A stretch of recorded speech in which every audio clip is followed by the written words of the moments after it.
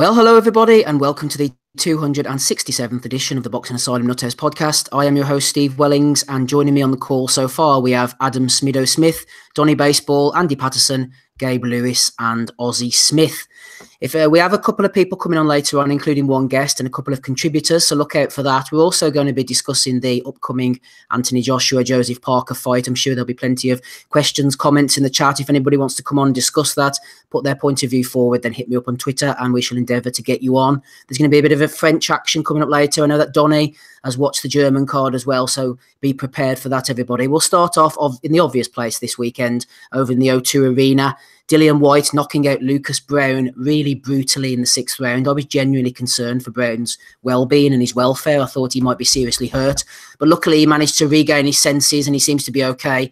Unfortunately, his mental senses might be there, but his physical presence just wasn't there at all, Ozzy. His belly was hanging over his shorts. He looked out of shape. He looked like he hadn't trained at all.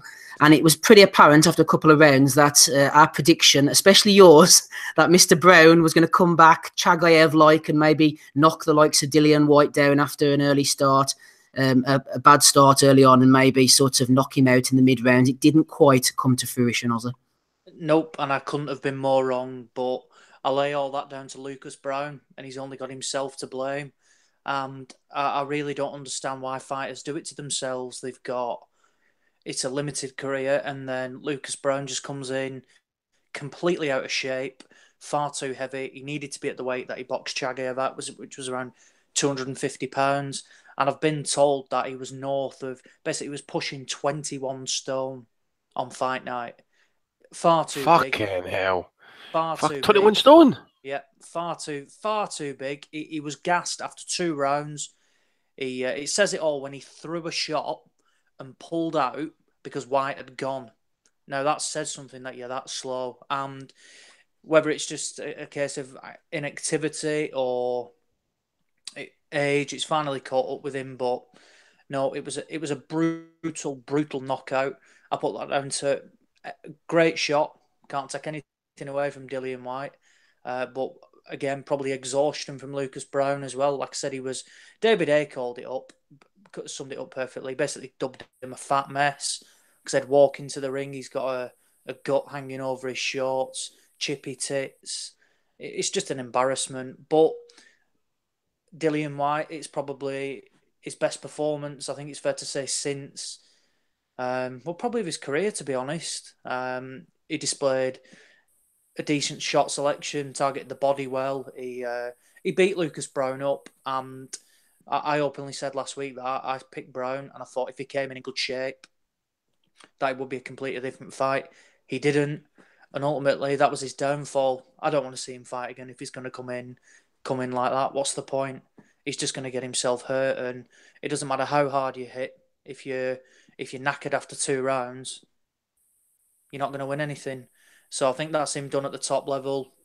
And that's probably about it. Like I said, I can't take anything away from DILLIAN White. It wasn't his fault. I thought he was heavy as well. That's the heaviest he's boxed at in his career. Looked big, didn't they? He did, yeah. And that was the heaviest he's boxed at since he fought Malcolm Tan, which was that a run out in America just to get him out there or something like that. So he's probably not even, he didn't have a full camp. So it was interesting whether they thought that Browne was going to come in, try and bully DILLIAN White. So he's put that extra weight on. But it obviously benefited. Like I said, White said in his post-fight interview that he feels that his left shoulder is fully working, and he feels confident in throwing that hook again. Well, whatever you say, if he lands clean like that, then he will knock a lot of people out. But like I said, he was against a fat slob in Lucas Browne, and ultimately disappointing what I thought could be a very entertaining fight in terms of bombs away. It was a bit of a letdown because of the away corner, who he looked like he just came over literally for the payday. Yeah, we thought it was going to be fun and at least a two-sided affair, but it wasn't. It was completely one-sided. And DILLIAN White has got a nice little run of wins together, for better or for worse. He's definitely come back well after the Anthony Joshua loss. Talking of comebacks, a lot of people have been asking where Donny Baseball's been. Well, it's time to release him. Well,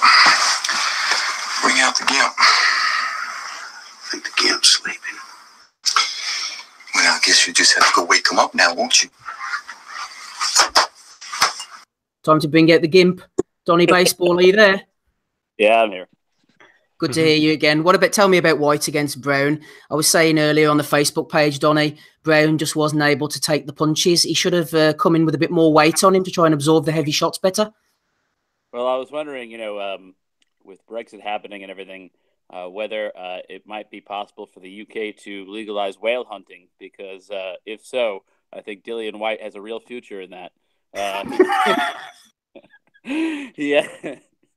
Yeah, I mean, no, he looked very good. As I think Ozzy was saying, he did look big in the ring. White did, at least relative to his previous form. But I mean, it's very hard to figure out what you take from a performance like that, because when you're fighting a guy in there that really looks like he didn't train and kind of just showed up for the payday, of course you're going to look sensational, and he did. But the question is does that have to do with how much White is improving, or does that have to do with what he had standing across from him the other night? So, and I think that remains to be seen. His performance against Chisora, I think, was a close fight that honestly could have went either way. And Chisora hadn't really looked very good up to that point. So I'm not really sold yet on this new version of White. I think that Eddie Hearn would love to sell every single one of us on the fact that White is a better fighter now, so he can, get rich off of a rematch with Anthony Joshua, which is not going to be any real contest in my opinion. But no, I mean, he put on a good performance, and you can't take that away from him. Do I think that he's really ready to knock on the door of the elite level, the Wilders, the Joshuas, the Fury, Tyson Fury once he comes back? I'm not sold on him there yet, and I'm not sure. I'm trying to think about maybe who he could beat to convince me of that. I think maybe Luis Ortiz, if he beats somebody like that, although I don't see that fight happening. But if he beats somebody like that, I think I could be convinced that he can mix it up at top level. But he's going to need to do a little bit more than a really washed-up version of Lucas Browne in order to convince me of that. Smido, we had a question in from Lonesome Jones X. He said, given Browne's limited skills, does he get credit for what he quote-unquote achieved in his career? Or given the PEDs, is he just an advert for how good the drugs are? Possibly, because he's only got one decent win, and that decent win is quite heavily tainted. So possibly is the answer to that question. I think just going visually only, or on the night when we didn't know about the drug use, it was good. It was a good performance against Chagayev. Pulled it out the fire, as they say. But last night, Lucas Browne succeeded in two things. Making myself look like an absolute idiot for picking him so strongly. And secondly, he made DILLIAN White look world class. And I don't like to admit either of those things. I don't like to give DILLIAN White credit, because before last night I thought he was crap. But given the limitations of Browne, I think White, that's the best we've seen him. I think that goes without question. Again, everything that we say in this section, in the DILLIAN White positivity section, we have to remember that Lucas Browne was, as has been mentioned by many, a fat slob, extremely slow, no game plan virtually at all, no jab, very little head movement, struggled to move around the ring. But on the other side of that, DILLIAN White boxed quite well, was reasonably calm by his standards, pretty measured, worked the body well, which we've not really seen before from him. His right hand looked better than we've seen it. I think that was possibly helped by the way Lucas Browne was trying to lean back, and White was just going straight through with that right hand. I know I've criticised his right hand previously. So yeah, that's the best we've seen White. And it looks like he might potentially go down this Deontay Wilder route. Now, I can't see Deontay Wilder coming over here by any stretch. So I think we might get a stalemate, because Mr. Edward will say that we can generate more money if Deontay Wilder comes over here. And Wilder will say basically, no, I'm not travelling. I think Wilder even said along the lines of the other week, he's not really that bothered about the paydays. He probably is, but publicly he said he's not that bothered, and he's more bothered about the title belts. Well, we'll see how true that is. Possibly, early next week. We shall indeed. We shall wait and see. Andy, let's come to you. We had Richard Swig on live as soon as the fight finished last night. He said, "Good Lord, just seen the Brown knockout. Pure irresponsibility from the corner to allow him back out. From about round 3, there was nothing left from Brown. White was throwing lead uppercuts from about round 4. And if that's happening, you know the fight is over." Do you agree with Richard, Andy, that possibly the corner should have thought about pulling the bedraggled spectacle of Brown out of the ring a little bit earlier? They could have done, but I think there'd been a lot of shit coming down top of him if they pulled him out. I agree with what most of the guys are saying about his weight. I'm looking at pictures today actually of his weight against Shagayev. I know it's a couple of years back in that, but he looked in far better condition, and that was when he was popping positive for clenbuterol or whatever it was. But seeing there like that, I mean, his belly button looked like a mouth, for Christ's sake, over the top of his shorts at some points. Totally disappointed. I think I did pick Brown there last week to do the business late, but it just looked awful, sloppy, slow. I did think White came in too heavy, especially when I saw it at the weigh-in. Brown, I wasn't too surprised at really as to how big he was, because I've seen him big, roughly about that size. But for a fight that actually got built up on social media, and I don't know if everybody saw some of the videos that Lucas Brown was issuing. You would have thought he'd be a wee bit more up for that fight, better shape, better nick, and he'd be coming out the traps and that, because he probably knew he was never going to win a decision. But you got to hand it to DILLIAN White. That was a great knockout. There's no two ways about it. And it might sound sad saying this, but that was his best win there last night, DILLIAN White's against an emphatic knockout. I like to see him go with Wilder next, because I forget who asked me actually the question on Twitter, but I don't expect Wilder and Joshua to be fighting this year. I really don't.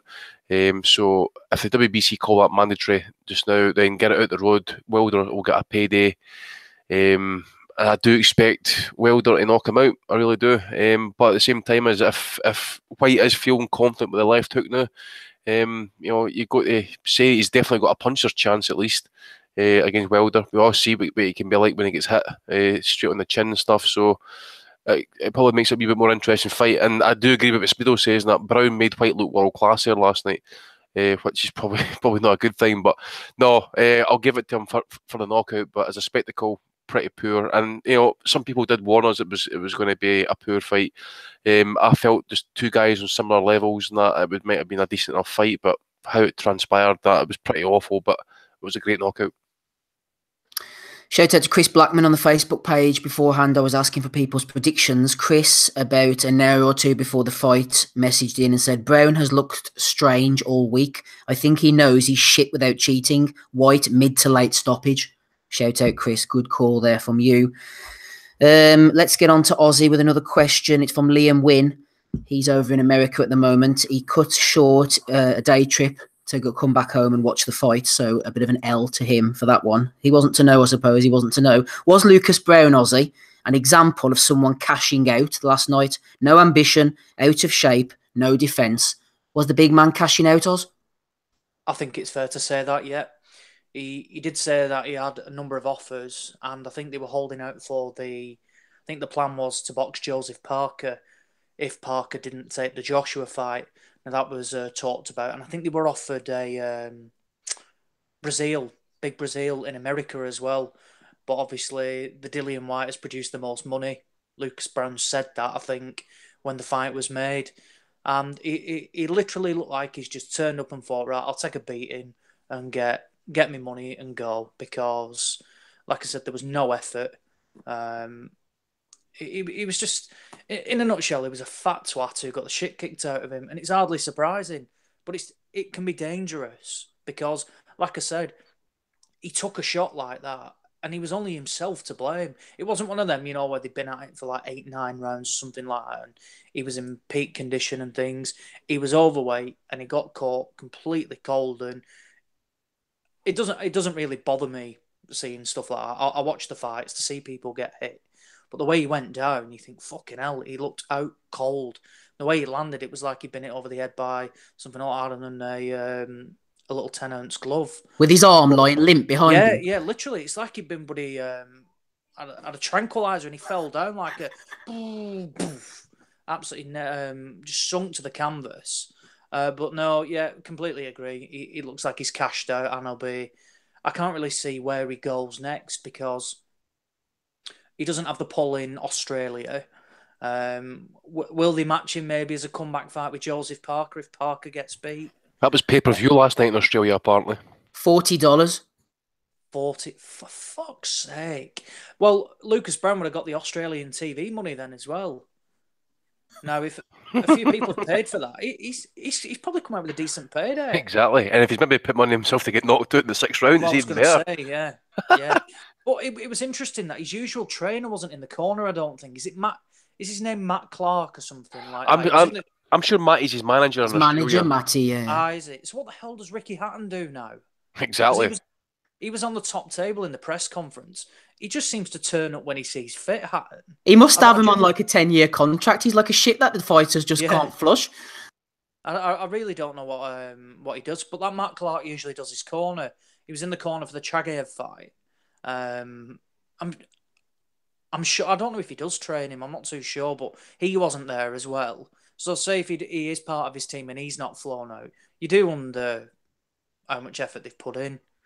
But no, like I said, definite cash out, and I don't want to see him again. Yeah, I don't think we're going to be seeing him again anytime soon, to be honest. If you weren't watching Lucas Brown Down Under, you could have been watching the local card in New South Wales on Saturday night. Billy Dibb, unfortunately, was busy losing to Bruno Vifua-Willie. I hope I've said that one right, Bruno. Apologies if not. Bilal Dibb, he might have to hang up the gloves soon. He's been a decent fighter over the years. Shout out to Joe O'Neill from irishboxing.com. He's got in touch. He says, a shout out to Stephen McAfee and Colin O'Donovan, who headlined the Celtic Clash 5 in Dublin last night. Phenomenal fight. That was Leonard Gunnin's show, I believe, off the top of my head. McAfee got the win on a split decision over 8 rounds. Do correct me if I'm wrong. Let's go on to the undercard. Just before we do, actually, Gabe, I know you're not interested in this fight. Give me a shout out quickly, though. A lot of people have been talking about DILLIAN WHYTE fighting against Luis Ortiz, possibly. If that fight were to happen, do you give DILLIAN WHYTE a chance of beating Ortiz, Gabe? Absolutely not. I think he has no chance to beat Luis Ortiz unless he can get the fight into the late rounds, which I'm not so sure would happen. I think what we saw with Ortiz and Wilder, people are going to ask questions like that now about Ortiz, and I don't think it's a good question to ask. I think he's among the top 4 or 5 heavyweights in the world, and I don't rate DILLIAN WHYTE that high at all. So if you're asking me, I think we probably get done with this shit early in the fight, if it ever happens. Actually, what I was hoping for would be more of a kind of little tournament where the loser of Parker Joshua fights Ortiz, and then the winner of that fight fights the winner of Wilder and probably Joshua. No probs, Gabe. You might want to reconnect to your mic jack again. You do sound like Barry White with a sore throat, so hopefully we'll get that sorted out. Let's go on to the undercard. Anything that interested you, Smido? We had Lewis Ritson blasting out Scotty Cardle in a really entertaining fight, actually. Cardle, I don't know what kind of condition he was in, but he certainly gave it a go, and fair play to Ritson for getting rid of him. Buglioni, I said it would go late. A few scares for Buglioni. He'd win on points. I was spot on as usual. And, of course, the one that everybody was looking forward to, Smido, Serge Ambomo against Chris Congo. As Adam Smith, your namesake, said, we were really looking forward to this one all week. I think that was comedy, but I didn't watch that one live. I've not watched it all. There was like an hour lull between the chief support and the main event, so I took that to do some other boring shit. Yeah, I quite enjoyed the card as a whole. Credit where credit's due. I mean, that card with AJ on the top is pay-per-view nowadays, to be honest. So yeah, it was a decent Saturday night card. We said that last week. Quite enjoyed Ritson as normal. He's been a bit of a phenomenon, really, the last few months. I never heard of him even 10 months ago, maybe less. So he's been quality, real refreshing for the game, really. Cardle, I think that's kind of fair play to Cardle because he absolutely went for it, and in the first 10 seconds, rocked Ritson. I think that is, clear to see. Not exaggerating there. Yeah, and Cardle was feather-fisted at the best of times, and he really went for it, was landing a little bit. And yeah, the inevitable kind of happened. I think it was after the first round. I mean, I was adamant that it was clear that fight wasn't going the distance. I got some money on under 7 rounds. I think I should have maybe gone under 4 rounds or something like that. But Joe G telling his man to go out and just go for it. That's a turn up for the Bucksmith. yeah, it is potentially, but as you alluded to, Steve, it might be because reasonably short notice. Maybe Cardle wasn't in the best of shape. I can't fault him for what he did last night. To be honest, maybe he wasn't in shape. He was a fucking mess. Well, yeah, but he came in low, didn't he? He came in low at the weight. Was it? He must have crashed the weight then. But I'll tell you what, did anybody notice Joe G actually just like mug him off when he threw the towel in? He was like wobbling all over the place and he's walking back to the corner and Joe just gives him a pat on the back, just says, okay, pal, see you later. Fucks off and picks up his towel. Yeah, I think Nate, it was kind of inevitable, but we did learn a little bit about Ritson. He took a few digs and possibly with a better puncher and someone in better shape, makes it more interesting. I think the one thing you do need against Ritson is a chin. And the last 2 people certainly have not had that. They've both been kamikaze kind of strategy, the pair of them, Joe Murray included. So yeah, I thought we learnt a little bit about Ritson there, more than what the beer result suggests. He is a relentless puncher, and I think that there was more than, I think, possibly double-figure punches landed before the fight was eventually called off. Don't know where Cardle goes from here, by the way. He's in a little bit of a mess. For the winner, they're on about Patrick Hyland or the winner of Tommy Coyle and Masha Dodd. I won't mind Coyle or Dodd in against Ritson, to be honest with you. Patrick Hyland? Patrick Hyland, yeah. He's the mandatory, yeah? Yeah, he's been mentioned. Hyland's definitely been mentioned as the mandatory. Hyland is the mandatory, yeah. Yeah. But Hearn was talking about potential Paul Hyland. Something like that. Patrick Hyland used to box out of Dublin. You're talking about Paul Hyland from Belfast, aren't you? Yeah, I see now. Oh, sorry. That'll be him. I'll leave anything Irish to you, Steve, obviously. So yeah, that was decent. Buglioni Johnson was one that I got right, which doesn't happen often. He's a bit of a sleeper, old Johnson. He's 32 years old. And I think this was similar to the Ritson Cardle fight, whereby it was Buglioni who landed first, and got a little bit excited, and then just got caught by a big right overhand, and yeah, the firefight ensued, and it didn't. I mean, what was that, under 2 minutes? That was wildly entertaining while it lasted. I think Johnson's is obviously in a better place now. He's not, like I say, 32 years old. He ain't got time to be messing about. He looks a solid light heavyweight, and he's going to be interesting where he moves. I think it'll be pretty quickly, and it could be, in a year's time, could be world level. I think if he keeps winning. I thought Buglioni. I think he just got, like I say, just got caught. He'll be. I think he'll come again. And the most interesting thing out of this is, will Frank Warren be doing a video making offers to Callum Johnson? I very much doubt it, to be honest. Him against Yard would be a fantastic fight, and I think Johnson's already got a better win than Anthony Yard. Yeah, sorry, I was a bit confused there, Smido, just to clear that up. Yeah, there was 3 fighting Highland brothers out of Dublin: Patrick, Eddie and Paul. Paul actually fought Willie Casey for the European Super Bantamweight title. I was there. I think it was about 2010, something like that. But he's not to be confused, Smido, with this other Paul Hyland who fights out of Belfast under Mark Dunlop, and he's the contender.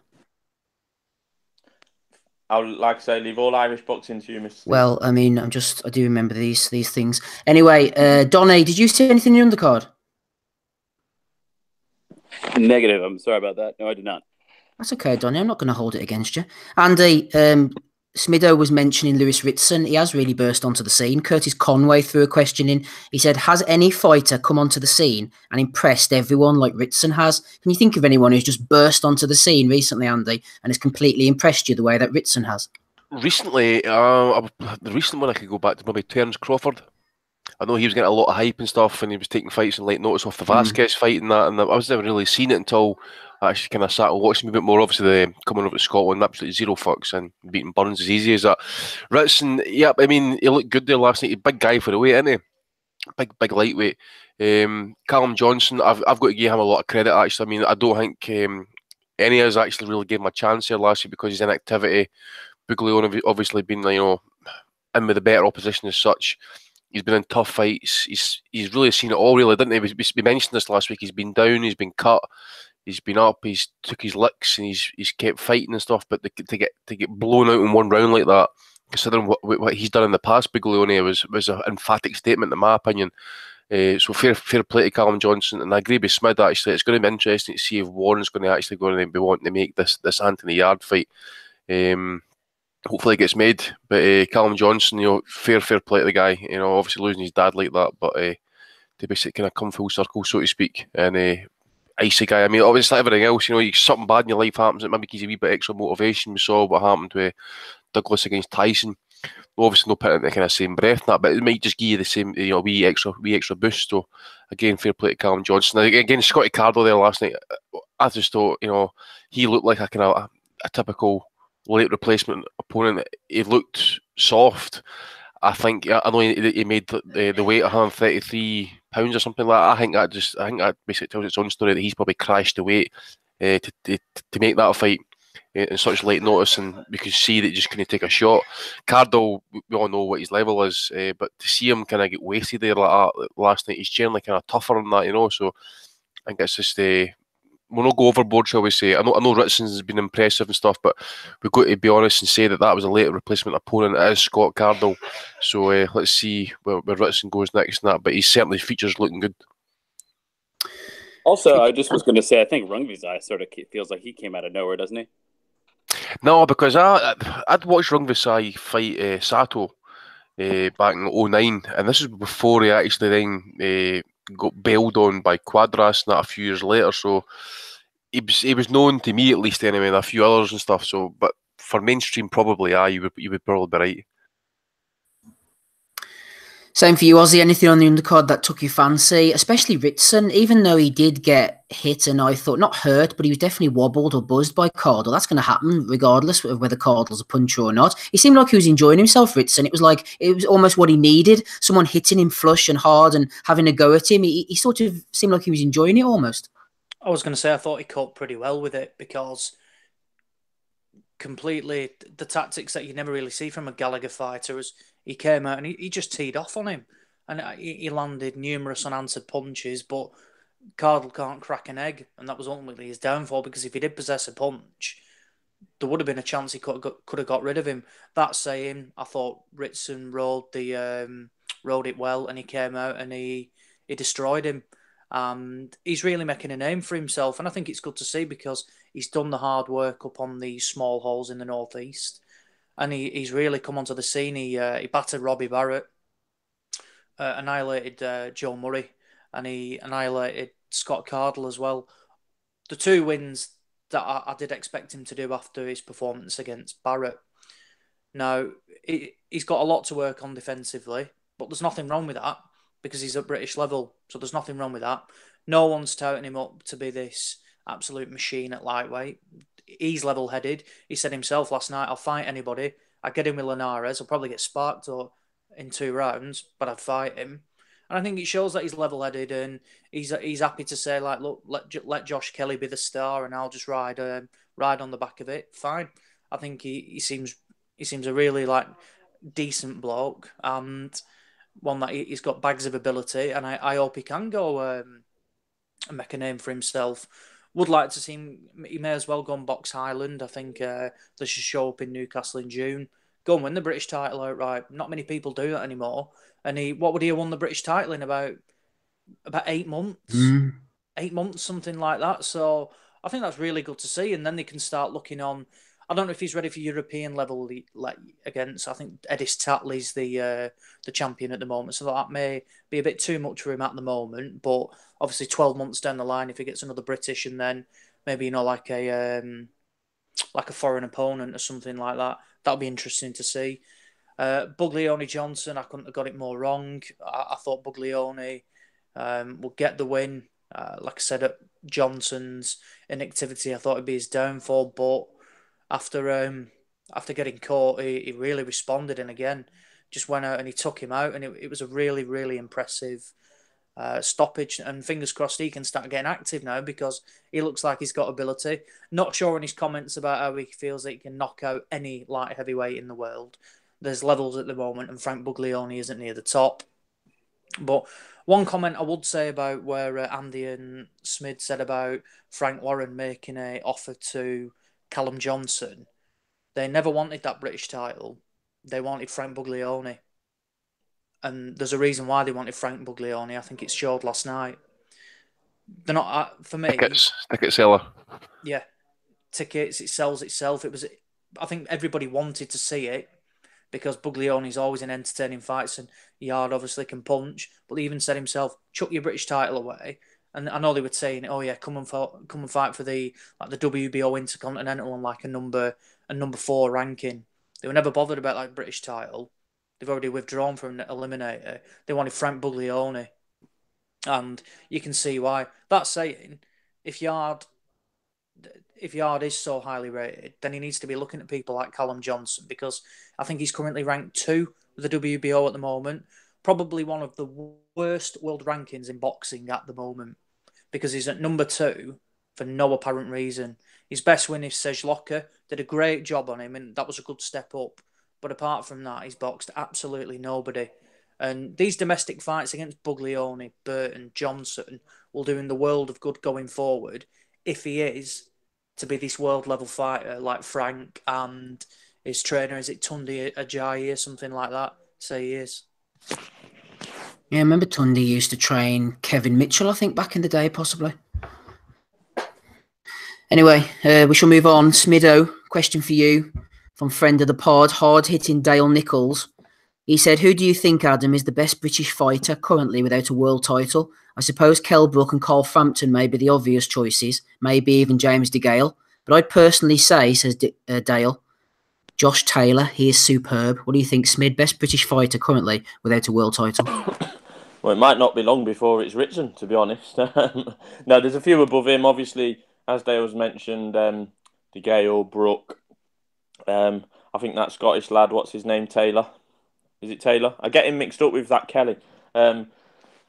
Yeah, I think Taylor's right up there. And I think that, just to morph the question a little bit, I think he will probably be, of those without a title now, he will be quickest to a title, I think. I think he'll probably be there before Brook. I know DeGale's got a rematch, so maybe that's the answer there. But, how many have we got in total now, Steve? Because, I can remember where we was up to. If you count them regular shites, we was up to about 12 at one stage with the likes of, Quigg, Frampton, Cleverly back in them days was at about 12. How many are we at now?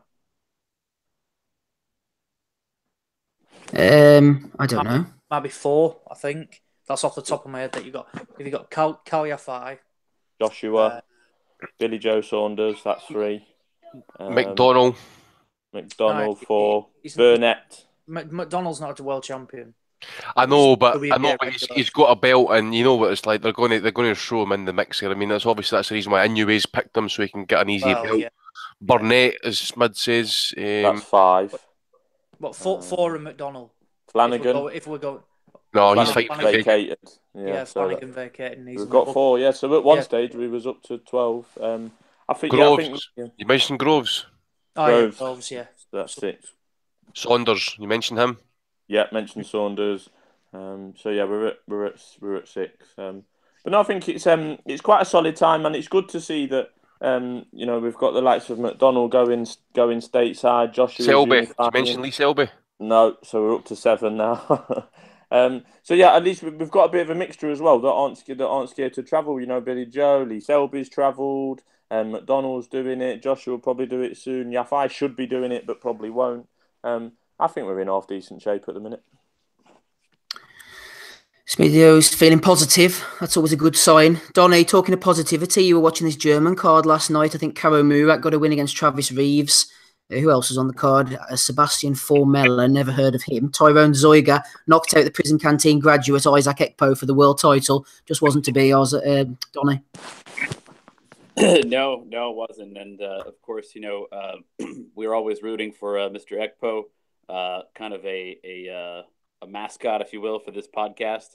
And unfortunately, he was showing all of his 34 years last night. Actually, he wasn't fighting too bad, but he just he got tagged with a shot on the temple, which clearly took his balance away from him. And when he got up, he was staggering like he'd come out of the pub.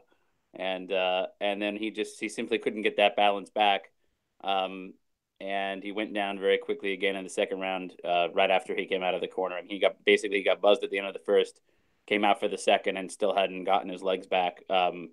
His corner had told him to tie him up or whatever, but he just never got the chance. Yeah,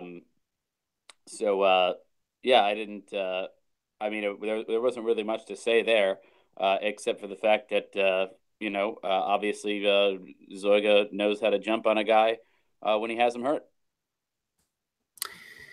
Got the job done okay, Andy. Just closing out the action from the weekend before we get on to our Parker Joshua chat. Tell me about this French card. We had Michel Soro getting rid of John Vera and Arsene Goulamarian, who went in against Riyad Murhi, 22-0 against 24-0. Not too familiar with either of these guys, I'm sure you are, but it's good to see them putting their unbeaten records on the line like this for the vacant WBA Cruiserweight title.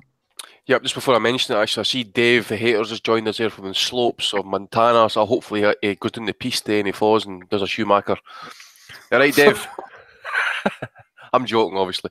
I haven't seen the Sorrow fight yet, but I tell you what, actually, BoxRec really kind of put me on a kind of weird state of, because I was absolutely fleeing last night. I checked BoxRec and I found out that Michel Soro won by third round knockout.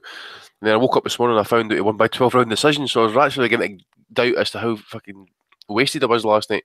But I will catch it. I see Lewis Tootin got a victory, KO3, and Mohamed Rabi, the Moroccan, he got a third round knockout against Giuseppe Lowry.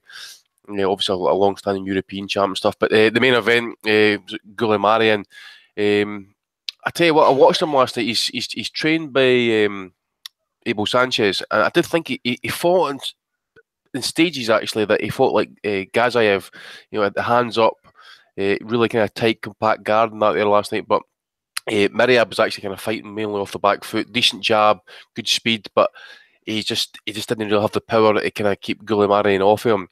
And in the end, he just kind of bludged him and kind of stopped him in the end in the 11th round. But it was a decent fight. It kind of turned kind of one-sided, I felt, towards the end, as Goulamarian kind of like strength told. But this guy, he's a good contender. I know he's 30-year-old and that, so they're going to start maybe having to push him.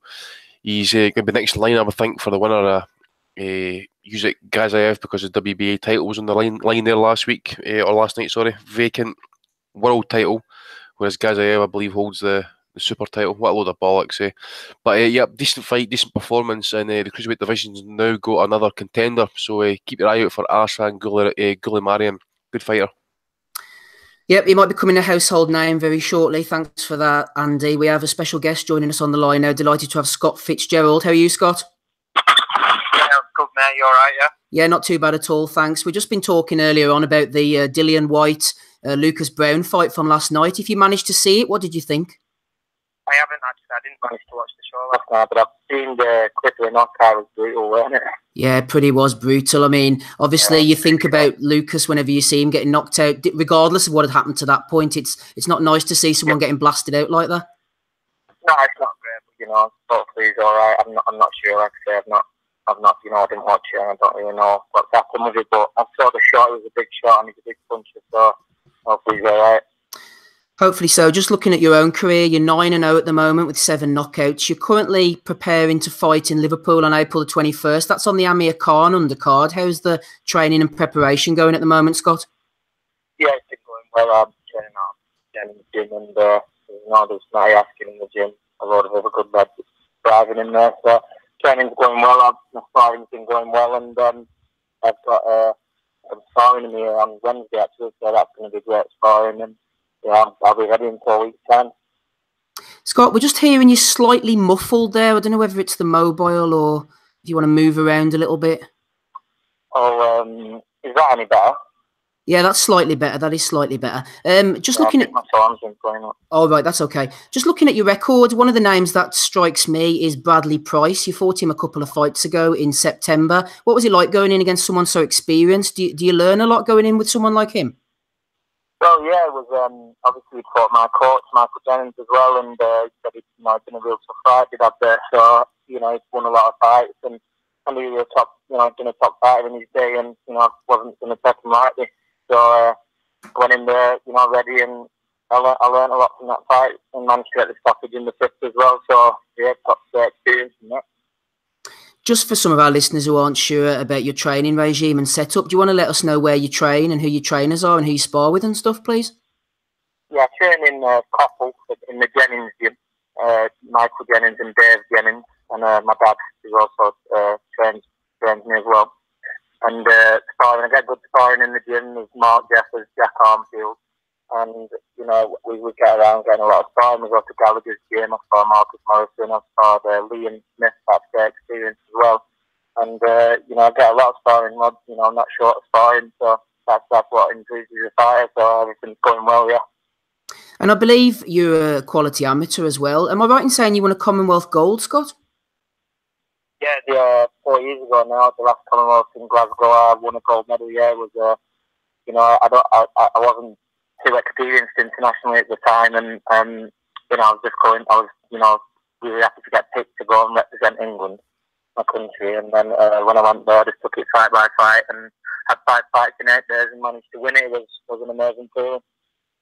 You obviously signed now with Eddie Hearn and Matchroom. What does Eddie say to you about your future plans? What sort of ideas has he got, like pushing you towards British title in the short term?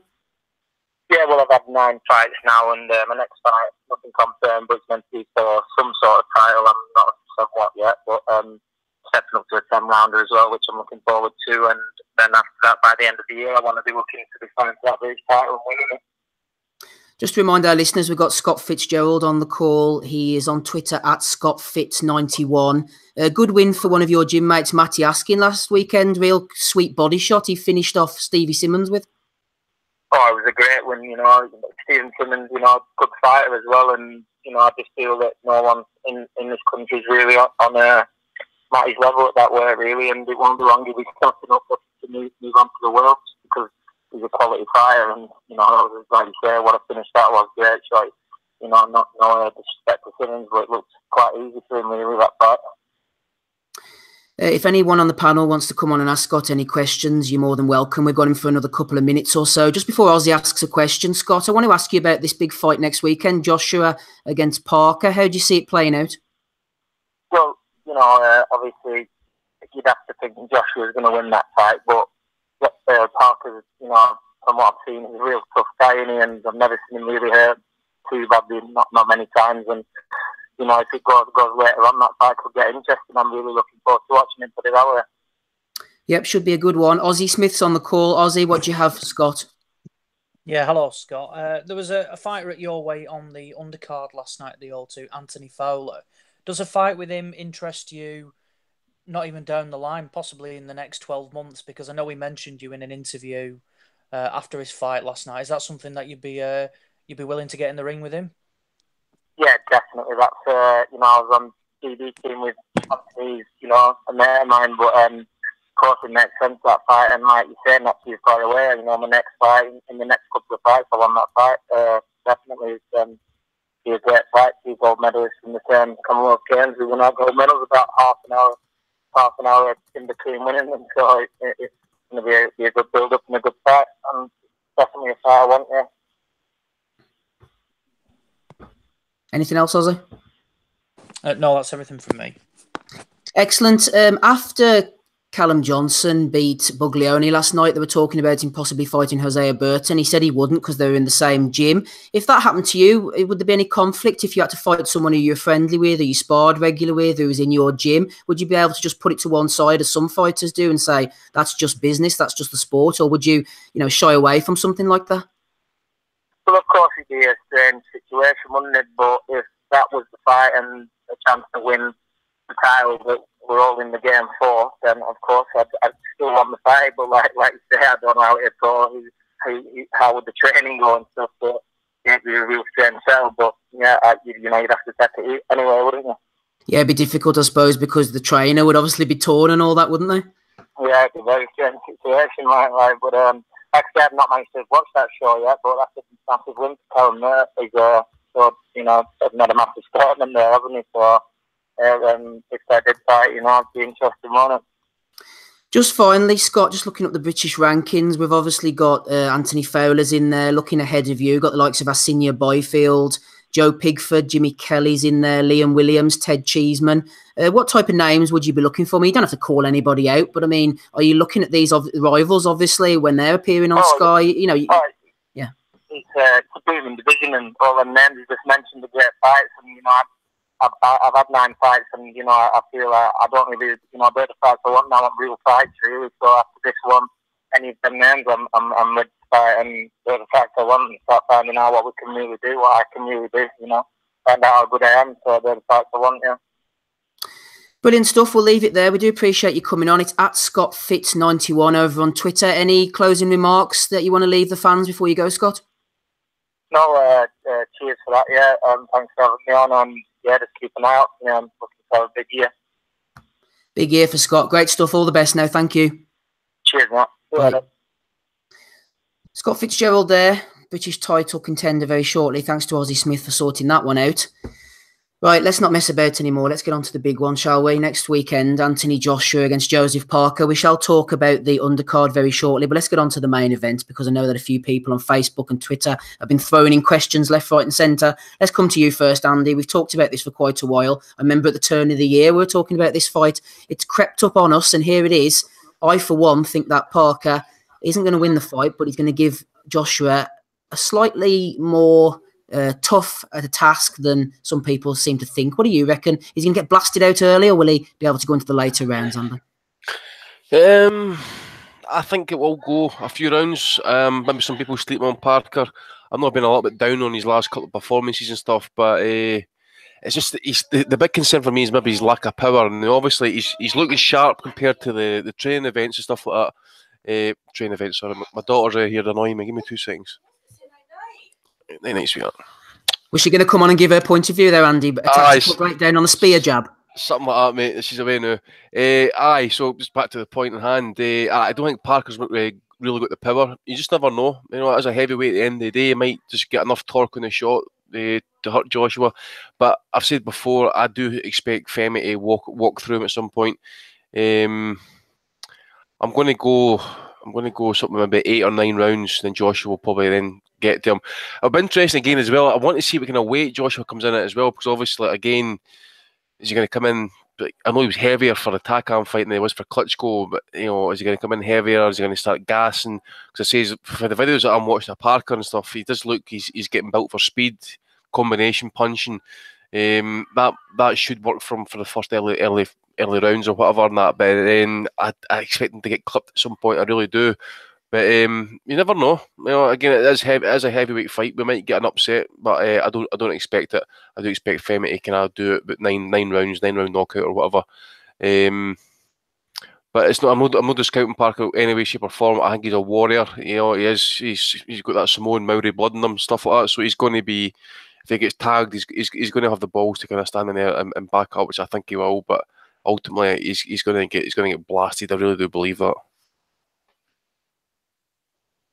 Yeah, we did have Dave the Hater Low back on at one point. I don't know what happened to him. Rumours he died, mate. He went rumours of his death are going around, Andy. I hope he's okay. Pray for Dave. I went on his Facebook page. I think he went right off the cliff, actually. He wasn't filming it live, was he? He was. And just kind of how he seems this kind of white floor ceiling coming toward him, and it just cut out. So it's looking bad, Right, what we're going on to now. I asked on the Facebook page earlier for people's comments and thoughts and suggestions. Darren Craig got involved. He said, my question for the panel is simple. Does anyone give Parker a chance? This is for you, Donny. Does anyone give Parker a chance? He's too small to box at range. He has 0 KO power to trouble AJ. This all screams to me that Hearn is doing another Prince Charles Martin job and paying for the belt. Well, I mean, he can't help who has the belt, right? And we always say that we want to see the titles unified. He's made the fight. I have no complaints with the fights happening because if he didn't fight him, then people would still complain. So obviously Joshua has to fight him, and I'm glad that he's fighting him. And I think he's going to unify the belts. But I don't think, and I agree with the person who sent in this question. I don't think Parker has any real chance. I really don't. What was a criticism that people had of him before, but I think really showed quite a bit in the Huey Fury fight, was that he seems totally incapable of throwing a straight punch. and he, everything are these wide looping shots that you can see coming from a mile away. And when you've got that, plus the fact that he is, he doesn't have the size to box at range. He's going to have to come inside. Joshua is going to be able to, to parry those blows, and I think he's going to figure out very quickly that he doesn't fear what's coming back at him. So it might feel him out for the first couple of rounds, but eventually Joshua is going to steamroll him, and I don't think there's very much he can do at all. I would put it at about 6 rounds. I think why would Joshua want to take a fight later if he has to? No good can come of that. So I think he's just going to finish him. I would say about maybe 5, 6, 7 rounds would be my guess. Parker doesn't have a speed advantage. And not only that, but the fact that he is slow is, like I said, magnified by the fact that he can't throw short, straight, compact punches. Because the shots loop so wide, a guy who's slow is actually even made slower by that. And it allows the opponent to really see what's coming at them and to, exercise their defensive skills appropriately. I just don't see what Parker brings that Joshua hasn't seen before, or anything that he brings that would trouble Joshua. And I just don't see any way this fight goes any other way with Joshua KO. I mean, maybe if the guy turns out to have an iron shin, I know Andy says he's a real tough guy. I mean, maybe you could go to a decision, but it's not. I mean, I seriously doubt it, especially with Joshua's power. I think he's going to finish him in about 6 rounds. Yeah, not much love there from the guys, either from Donny. Ian Chalice jumped in. He agreed with Darren Craig. He said, for the sake of argument, I'd like someone to try and make a case for him. I've seen nothing that tells me he stands a chance. And Mr. Craig said, I keep thinking how god-awful he was in the Huey fight. Was lucky to keep his belt that night.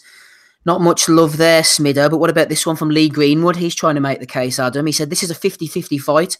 Parker looks in good nick. You can tell he's taking this far more seriously than the Fury fight. I want Joshua to win, but I will be putting some money on Parker late stoppage. Parker, this is talking your language now, Smiddo. This wasn't planned. Parker is currently 6-1 for the win, which is fucking great value, says Lee Greenwood. What do you reckon? I think it's difficult to call it fucking great value. To be honest, and I think you might get bigger than you can get a little bit bigger than 6-1, Parker. I've got no problem with this fight. I think it's a decent fight. Obviously, yeah, he's got the belt. It makes sense. He's already been slightly introduced to an English audience last year, even though it was unconventional to say the least. I think Smith, I'm hungover, mate. Smith, I'm hungover, but you're doing something on your phone and it's annoying my hangover, like. With my phone? What about It's a funny noise, Smith. It sounds like you're inside a plastic. You're inside a crisp bag or something. Any better? Or is that worse? It's like you've actually entered the microphone, mate. Are you on Gabe's line? No, you've put me off my flow. No, I do think it's a good fight. I don't really give Parker that much chance. He's like the initial question said. He's not long enough to be fighting at range, and he's probably not got the power to be doing it closer in either. I think the inevitable will happen. There'll be Joshua knockout, but I can't decide whether it's going to come early or late. Joshua's one of them where I think that he deliberately tries to put something on his opponent quite early. And I think that he'll try that, and he could trouble Parker pretty early and just finish the job. I reckon it'll be over within 4 rounds. I think that when Takam fought Parker, I think there was I wouldn't say he was particularly badly hurt, but there was definitely some scary moments within that fight for Parker. This is a completely kettle of fish, and I think that we'll see some ringside chaos ensue following the fight. But the thing with Parker is, I think that even if he does lose over the weekend, which he probably will, I think he'll still have something to say in this current mix of heavyweights. And he could potentially be. I thought about this earlier. Could potentially be an opponent for Tyson Fury, with the sales points that will go with that potentially. So that's an interesting one. Inside Forces, Smiddo, not much love from him. You have a bit more of a chance here back on Facebook from Tosh Bear Grills Malone. I expect that's his real name. Parker has every chance, in my opinion, says Tosh. Joshua fought an old, coming off an 18-month layoff Klitschko. He was behind on my card. The Takam fight, he looked too big. But I must say, AJ does look leaner this time round. But back to Parker, he has the head and heart, and I believe he can get on the inside to AJ's chest, then get his punches in bunches to head and body. He has good hand speed. He may lack the power of an AJ and a Wilder, but it's an accumulation of punches that will chop AJ down. Andy, what do you think about that? Femi's looking slimmer because he's been draining his balls recently. That's what's been happening. Let's just get to the cut of the matter here. Big Femi, eh? What a legend, man. Where have they been trained into, Andy? Oh, the Black Hole in Calcutta, I think. You know. I mean, this is a guy who apparently doesn't like women, but I'll tell you what. Ooh. Thanks for that tactical breakdown there, Andy. Let's get on to day. Let's get on to day. I can go deeper if you want, like. No, I think you went deep enough, thank you. Starting to get a bit uncomfortable. You've gone that deep. Let's get on to Dave the Hater Lowback. He lives among us. Dave's all lubed up and ready for this one. Paul Massingham says this, Dave. A lot of the casuals are expecting AJ to punch right through him. It's not saying anything, Smido. But on his day, I think Parker poses different problems for AJ. Better head movement and footwork could well be a close but controversial majority split decision to AJ. Do you think Parker might follow the Takam blueprint, Dave? Try and roll the head, make himself a small target, not too static? He should. He certainly should. He didn't really do it too much against Hughie Fury, though, did he? He was very much upright and there to be hit. The problem was Hughie wasn't throwing much. And he's an awkward guy. I know awkward could be applied to a lot of fighters. Some people were calling Lucas Browne awkward. There's a fine line between awkward and just shit. But I think Parker's awkwardness has helped him in the past. I think it helped him against Fury for sure. Fury was really unable to time him and get out of the way of some of those ridiculously winding open shots. The closer this fight gets, though, the less, I guess, I'm kind of excited about it being an upset. Earlier on, I thought, it's not that hard, I think, to make Joshua gas. I think you just have to turtle up a little bit, work the inside, tie him up a lot, make sure you're in great condition to go the 12, and wait for Joshua to start tiring and then get your own shots off. And I think that Parker has that in him to do it. I don't know if he will, though. Maybe it's not fair to Parker, but the fact that another gentleman from the continent of Australia, the continent, not the country, I know we had some controversy about that earlier, but they're both from the continent of Australia, and the fact that one of them just came in against a Brit and got tooled gives me less hope for Parker. I know that's not fair to Parker, but Joshua is better than Dillian White. We've seen that firsthand. I would say Joshua probably wide points, but yeah, I really wouldn't be surprised if this goes the distance. I think it will go the distance, but I'm thinking it'll be wide points no matter how close the fight is, I think. You're not alone in that projection, Dave. Jake Welch says, think Joshua points could be a good bet. What do you think, Ozzy? Joshua on points possibly, or do you go with me? Do you think Parker might give him the odd issue or two before getting knocked out in about 10? I'm not too sure. I've gone back and forth with this. They're making a big deal, Parker's team, about how he's never been dropped. Now, I think that's just destined to see him get wiped in a couple of rounds, and then it's just going to bite him on the backside. But he seems in real good condition, real good condition, which, to be honest, in his last few fights, he hasn't. It's like he's just not had the bit between his teeth. I mean, Hughie Fury, he's known over here, but anywhere else, and who is he? A couple of his other defences were woeful. I mean, was there a lad from like Romania or something like that who he went the distance with? I think it'll be a mid to late round stoppage for Joshua, to be honest. I think Parker will try to. I think he's going to go on the move. I don't think he's going to stand there, because if he does, he's there to be hit. I think he'll look to box him, because that's probably one of his only ways he can look to win.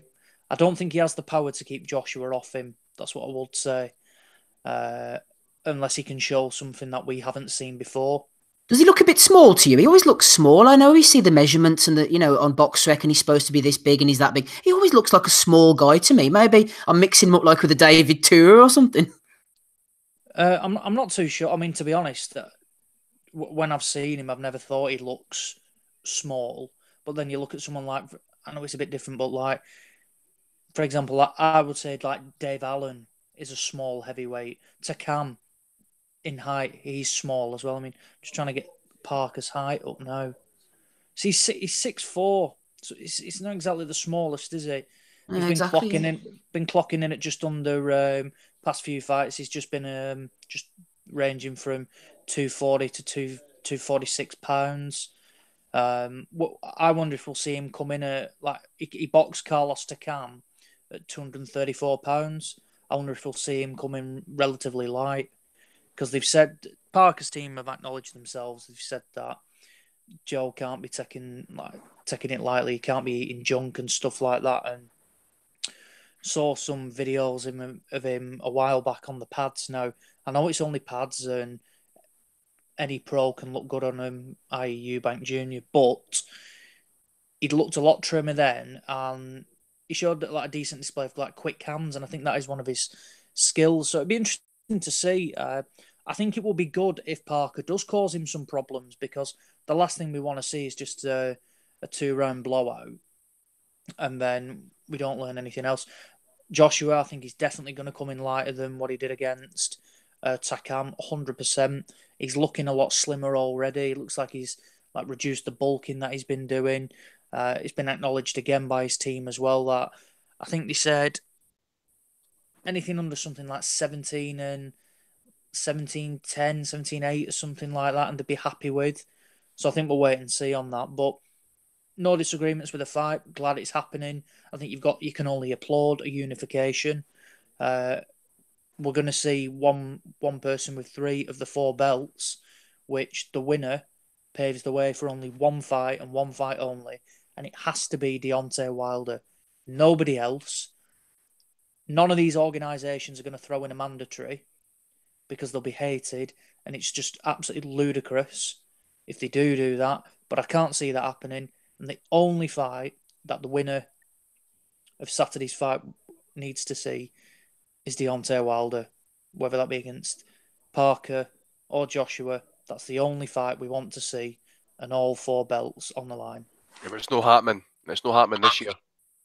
Well, no, especially after. Well, I know you can hope, can't you? But after Dillian White's spectacular knockout last night, and then I've seen talk online about a potential fight with Jarrell Miller out in America. It seems like as much as Eddie Hearn talks the talk and he wants the Wilder fight, chucking in fights with Jarrell Miller, I've been told that Hearn is open, and Joshua, he's been talking about it now, is open to this Dillian White rematch in August, September time. Fuck it. It seems like they don't want any of Wilder, as much as they say they do. But for me, and they're on about going to America as well and doing the first Wilder fight there.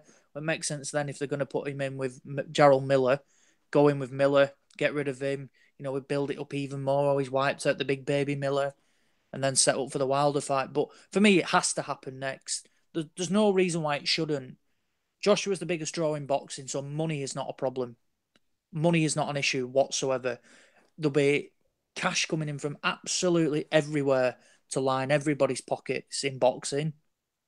So there is no reason why it shouldn't happen. And if it doesn't happen, I don't think it's down to the fighters. I think it's down to management that will stop it from happening. Because for me, I think Wilder takes it tomorrow. 100%. I think he's keen for that. I think it's from Joshua's side that if the fight doesn't happen, that's why. Lads, are we that cynical that we don't believe it will happen this year at all? I know Andy's strong on that, but I just think that a little bit of credit, where a little bit of credit is due. We've seen the Klitschko fight. Yes, I know he was beaten by Fury and pretty much passed it. I know that. Now we're seeing the Parker fight at the next available opportunity, given that Pulev/Takam was a mandatory. I think there's got to be a little bit of credit there. They've moved reasonably quick quickly with him. I think he's had less than 20 fights, or is this the 20th? You know, they've shown their intention in the last 18 months or so. There's going to be pretty much nowhere to hide. They're pushing this all the belts agenda. And if they do duck it and go the Miller or the White route, then it's going to be clear to even the casuals that are on board with AJ, it'll be clear that they're avoiding Wilder. Wilder's going to be there next week. If they was really trying to genuinely talk about it, but genuinely avoid it, Wilder won't be there next week. They wouldn't be covering Wilder fights. They wouldn't be giving Wilder interviews and airtime, etc. I just think that, you know, there's a lot of shithousery goes on from Matchroom, but with AJ, you know, maybe we need to give him a chance and say that it might happen next. Smitho, with Wilder jumping in Wilder coming to the fight, are you in favour of a ring jump at the end? Wilder coming in, a bit of pushing and shoving, a bit of shouting, a bit of woo. What do you reckon? Why not? I don't particularly want pushing and shoving, but I definitely want him in the ring. Yeah, I want him in the ring. He's a good talker. He'll have some outrageous jacket on. I want him in there causing trouble. Yeah, definitely. Well, why not? Because Eddie Hearn's fucking started it all when with Klitschko. He had what other fight did he do it with? But the built-in excuse there with Klitschko is that Klitschko was already signed, whereas this fight will not be, obviously, by Saturday. I want him in the ring. I think absolutely. I mean, I just think what they'll do is that it wasn't last night between Brown and White, wasn't that for a WBC silver? Yes. Yeah. The WBC silver. So Eddie Hearn will tell the WBC to force the mandatory, and he'll pretend to like, oh no, I don't want the mandatory, and they'll be like, no, sorry, you got to fight the mandatory, and then Eddie be like, well, there's nothing we can do. We want to hold on to all the belts, so we have to get this mandatory out of the way first. I mean, they're going to want to build the fight. I mean, they're going to want to build the fight. I'm with Andy. I am that much of a cynic. I'd love to see it next. It makes so much sense for it to be next, but this is boxing. It never makes sense. I mean, like they're gonna string it out just a little bit. They can do some stuff and maybe have Joshua have a tune, you know, his mandatory against White, I don't know, in America or something. I mean, just to make it so that, you know, to start pumping the pay-per-view sales over here for this fight. I think what we might end up with is White and Wilder on the same card as Joshua and Baby Boy Miller. Yeah, that could be. Yeah. And they could do it in New York or something and have a big promotion. Yeah. Donny, there's some love coming in for you on the Facebook page here from Richard Swig. I want to give it to you live, hard and straight. Totally agree with everything Donny said about the Joshua Parker fight. This is a case of two aggressive front foot fighters smashing into each other, and Joshua is far and away the better in that situation, Donny. Well, thank you. You know, another satisfied customer. Excellent. Ozzy, what were you going to finish up and say? Sorry, Ozzy. Well, I was going to say, I don't think this fight needs any more building than it's got. 4 heavyweight title belts are going to be on the line. Anthony Joshua is the biggest star, maybe excluding Canelo, in boxing. Deontay Wilder holds the final piece of the jigsaw. I don't think it does need building anymore. Wilder is fresh off an excellent win against Ortiz. Joshua could knock out a pig, and the casuals would lap it up and say, "What an excellent win." For me, it doesn't need building anymore. But interestingly enough, last night, Eddie Hearn straight away they're going to submit an offer to Deontay Wilder's team to box Dillian White in, what we in now, June, July, I think it was. June, it was. The pushing this number. We're number 1 with the WBC. It doesn't matter. It's just a number. Until they enforce this mandatory, it means absolutely ball all. And Wilder, I'm sure he boxed his mandatory in November or something like that. So that's not going to be called for a while. So I can't see that happening. It just seems like, for me, they should just be concentrating on one fight and one fight only. I mean, I agree with you. The only thing is that Anthony, I think they'd like to make the pay-per-view on both sides of the ocean. And it's Hearn being the cunt. He's wanting to make another fucking couple more paydays before he gives Wilder the opportunity. That's it. That's all it is. They've got the power. They're the A side, and they're just making Wilder. You know, basically, Shelley Finkel's comments have come out there, and that's riled Hearn because Hearn got fucking personal with his response to Shelley Finkel, right? Fucking name calling and all that sort of shit. That's classic Hearn when he gets fucking dug up, right? And as a result of that, they're like, you know what? We don't need you right now. Fuck you. In fact, we'll just let you hang about, let you get another year older, maybe pick up a hand injury, and you'll be fucking desperate for the first offer that we're going to give you for the Joshua fight. That's what I think. Right, Dave, say briefly what you want to say because I want to bring in Gabe and Dominic. Oh, sorry, I didn't mean to unmute, but yeah, this fight makes itself. I don't think I agree with whoever said it doesn't need building anymore. The build up itself, the press tour, that'll be more than enough. I'm talking about Wilder, Joshua, obviously, and it should happen by the end of the year. I don't think it will, though. I think that's the prevailing wisdom on this podcast is we don't think it will. I'm in agreement with that. Have you said anything about White against Brown, actually, Dave, quickly? Yeah, well, I just mentioned that it was a guy who came in horrific condition and basically gave a non-performance. That said, I did still kind of feel bad for him when he got totally iced, but I also loved it. I mean, I love knockouts like that, and especially when you're not going to like put the effort in. But he is 38 years old, so I do feel kind of bad for him. Don't know if it was a mistake or if he was actually juicing. Some people say, look at him now without the juice and look at the state he's in. Some people say, well, he was done dirty by the positive test. He didn't really try to cheat. And then he's had to sit on the sidelines all this time, lost his motivation. I mean, you can make excuses for him either way. I'm happy for Dillian Whyte. I like Dillian Whyte since he gave us his time on the podcast. So good for him. It was a really nice performance. And I've never thought a few shit fights that he's been in have made me turn against him because the guy's been in good fights too. The Chisora fight was a great fight. And he gave a good account of himself against Joshua. That was a good fight, even though it wasn't super competitive. So I'm a fan of Dillian Whyte. I wish him the best. The Matchroom hype is irritating. And even HBO were calling him an elite heavyweight last night. Which yeah, Tim Bellew of the week. Oh, no. Jim Lampley said he's the most active or second most active out of all the elite heavyweights. Highest punch percentage of elite heavyweights. What did HBO actually think about the fight, Dave? I didn't watch it on HBO. I watched the British feed. But I suspect they were like, why the hell did we buy this? Because it's shocking, really. He's got to rum Eddie Byrne's arsehole, that's why, because he's got to try and keep them sweet. Well, actually, there was a joke about that recently, a meme that someone made about Eddie saying, if you want Joshua, you're going to buy this fight. And HBO's like, oh, okay, Eddie, we'll take it. I assume that's how it went down, basically. Peter Nelson bent over and let Eddie aim for penetration. Did they shit on it at all? Did anyone watch the HBO feed? I never. Tommy did, but we didn't know. I forgot it was actually on HBO until like the day before, and it was on like prime time during the day and stuff like that. Like, oh, poor Yanks, and to watch that shite. Did Donnie see it on HBO? Yes, I did, and actually, they didn't really. They were actually a lot more generous to the fight, I think, than maybe they could have been. They also didn't know. He said we didn't know we were going to be doing this fight until last week, so that's why they only had to have a 2-person commentary team. It was only Max and Jim because Roy Jones, Andre Ward, and somebody else. Nobody could make it on short notice. So basically that's what they did. So there must have been something there where maybe they negotiated some sort of agreement to cover the fight at the last minute, but apparently the deal was only done the week before. They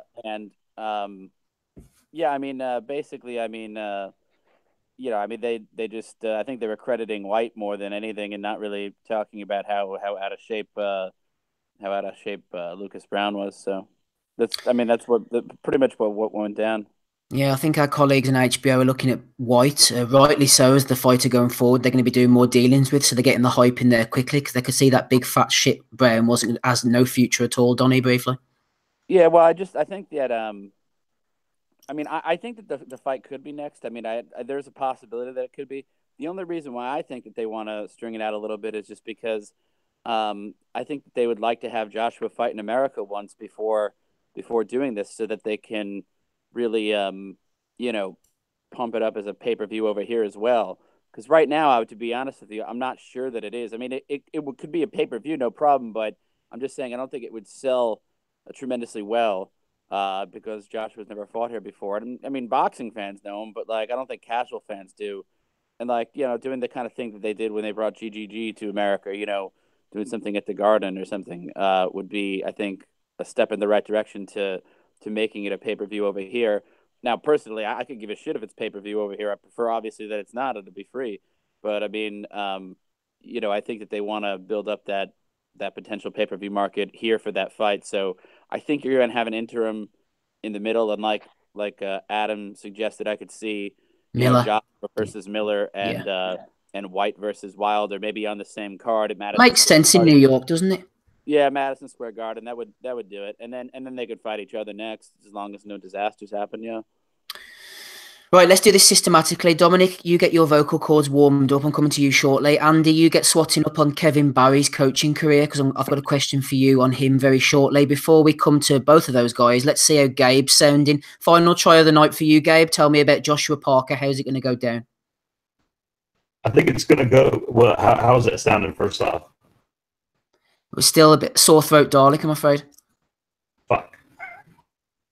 Just give me a name, Joshua or Parker. I'm sorry. Parker. Thanks, Gabe. We'll get you on next week. Right, Dominic, good to have you on the call. First of all, before we go to the Joshua Parker fight, tell me about DILLIAN BROWNE briefly. Did you like White's howling before and after the fight? Good evening, fellas. One thing about White, I find him very hard to warm to. He's ignorant and he's, I just don't like the guy at all. But I thought his celebration was absolutely disgusting. It was funny too, but it was disgusting as well. But I don't really, you can't tell anything from that last night. I think it was someone like, I think it was like Chad Hogan. I think I saw him tweet, or Brian. I think I saw him tweet Browne's making Dillian Whyte look like Joe Frazier here, but it's I don't think White's I don't think he's up to much at all. I think he's pretty. The one thing I can say is I've seen a lot of these Eddie Hearn's talking about that Deontay Wilder should come over here and get paid. I don't really have a problem with seeing the fight, but I don't understand I don't understand why Wilder should have to come to the UK to have the fight. You know what I mean? I don't really understand why there should be some, campaign of pressure to get Wilder to come over here to fight Dillian Whyte. But he's like those. I thought I don't think he's a top 10 heavyweight, and I think a top 10 heavyweight or a decent heavyweight would have got Browne out of there in no more than a couple of rounds. And okay, White, he got rid of him in the end, but for a fight, what they're saying is right. The winner of this fight doesn't get hasn't officially been declared mandatory, but they're basically number one contender with the WBC. So basically, the reality is whoever won last night is in line to get a shot at the world title. But for with that carrot on the line, you'd sort of think, well, two guys, Browne in a fight like that, where that's the carrot. He had no business being in the ring last night. I think we all understand that. But it's what else were you saying about there, Steve? Well, once we put that to one side, we're looking at an interim bout, aren't we? Possibly Wilder against White, as Donnie said, Miller against Joshua, and then the winners to fight each other. This is obviously provided Joshua has got past Parker, which is the next thing I'm going to ask you about. How do you see next week's fight going down? Yeah, well, I caught just the tail end of what most of the guys were saying. I broadly agree. I can't really see, unless Parker has something that he hasn't previously shown us. I think this is a general gist, which I agree with. Unless he's something in his locker which he hasn't previously shown us, then I can't envisage any other outcome than a Joshua stoppage victory in no more than 8 or 9 rounds. I think it's just a question of how much Parker can take, and as Andy was speculating about just how Andy was saying, I think that he is a tough guy. I think he is a tough guy, and I also think he's prepared properly. I think they have prepared very well, but I still don't think it's going to be enough. The other thing I was going to say, Steve, in terms of what you were saying about the debate you guys were having just a few minutes ago about the Wilder and Joshua fight and whether it will happen next or whether it won't happen next, and Smith or Ozzy was speculating about who was responsible on the Joshua side, and I agree it's on the Joshua side in terms of why the fight won't happen. But I actually think it's not his management, Joshua. I don't think it's got anything to do with Eddie Hearn, although a lot of people believe that. But I think it's actually Rob McCracken. I think he is in no rush for the Wilder fight. I think he is content to maybe push it back until summer 2019. Because Wilder's 32, and I think they're saying, well, Joshua's probably still getting better, and Wilder wants to fight right now. I agree with. I don't know who it was a few minutes ago said it. If the contract was there, if Wilder would sign for the fight, I think tomorrow. I think they want it. They want it as soon as possible. But I think Rob McCracken. I think they know that it's better for them to push it back a bit. And Eddie's just the salesman for that. Eddie's just he's just the public sort of spokesman to sort of give the rationale for why the fight should be pushed back. And interestingly, I was watching that. The again, another point the guys were discussing a few minutes ago about whether there's going to be a bit of chaos after the fight to say if Joshua does win and Wilder. well, I saw comments during the week from Eddie Hearn, and he was saying basically that Joshua doesn't want Wilder in the ring after the fight if he wins, and that Eddie Hearn, again, Eddie was wheeled out to sort of justify this stance from Joshua. He was saying, Eddie was saying, I'm not going to allow Wilder in the ring, it would be disrespectful, etc., etc., etc. Who's going to stop him? That big security guy. Leave the boxer alone, Deontay. Well, here, in terms of, that's one question, but I just think it's sheer hypocrisy from Eddie. How many times we've seen Klitschko got in the ring after Joshua beat Molina in Manchester that time, and when they were having that fight was going to be next. There's so many times Hearn has presided over post-fight shenanigans. It may not quite have been all the guys getting in the ring. Like, we even saw a bit of it last night with after Chizore's fight. You can't really say. It's just wanton hypocrisy of Hearn to say, oh, this is, this would be disrespectful to the winner of this fight. It's in their interest for Deontay to come in. Can you imagine the Monday papers, the Sunday ones, if they manage to beat the deadline, all the websites, the news and stuff, if Wilder gets in after Joshua has banged out Parker, the shenanigans, the pushing and shoving, the pantomime would be phenomenal across the news outlets.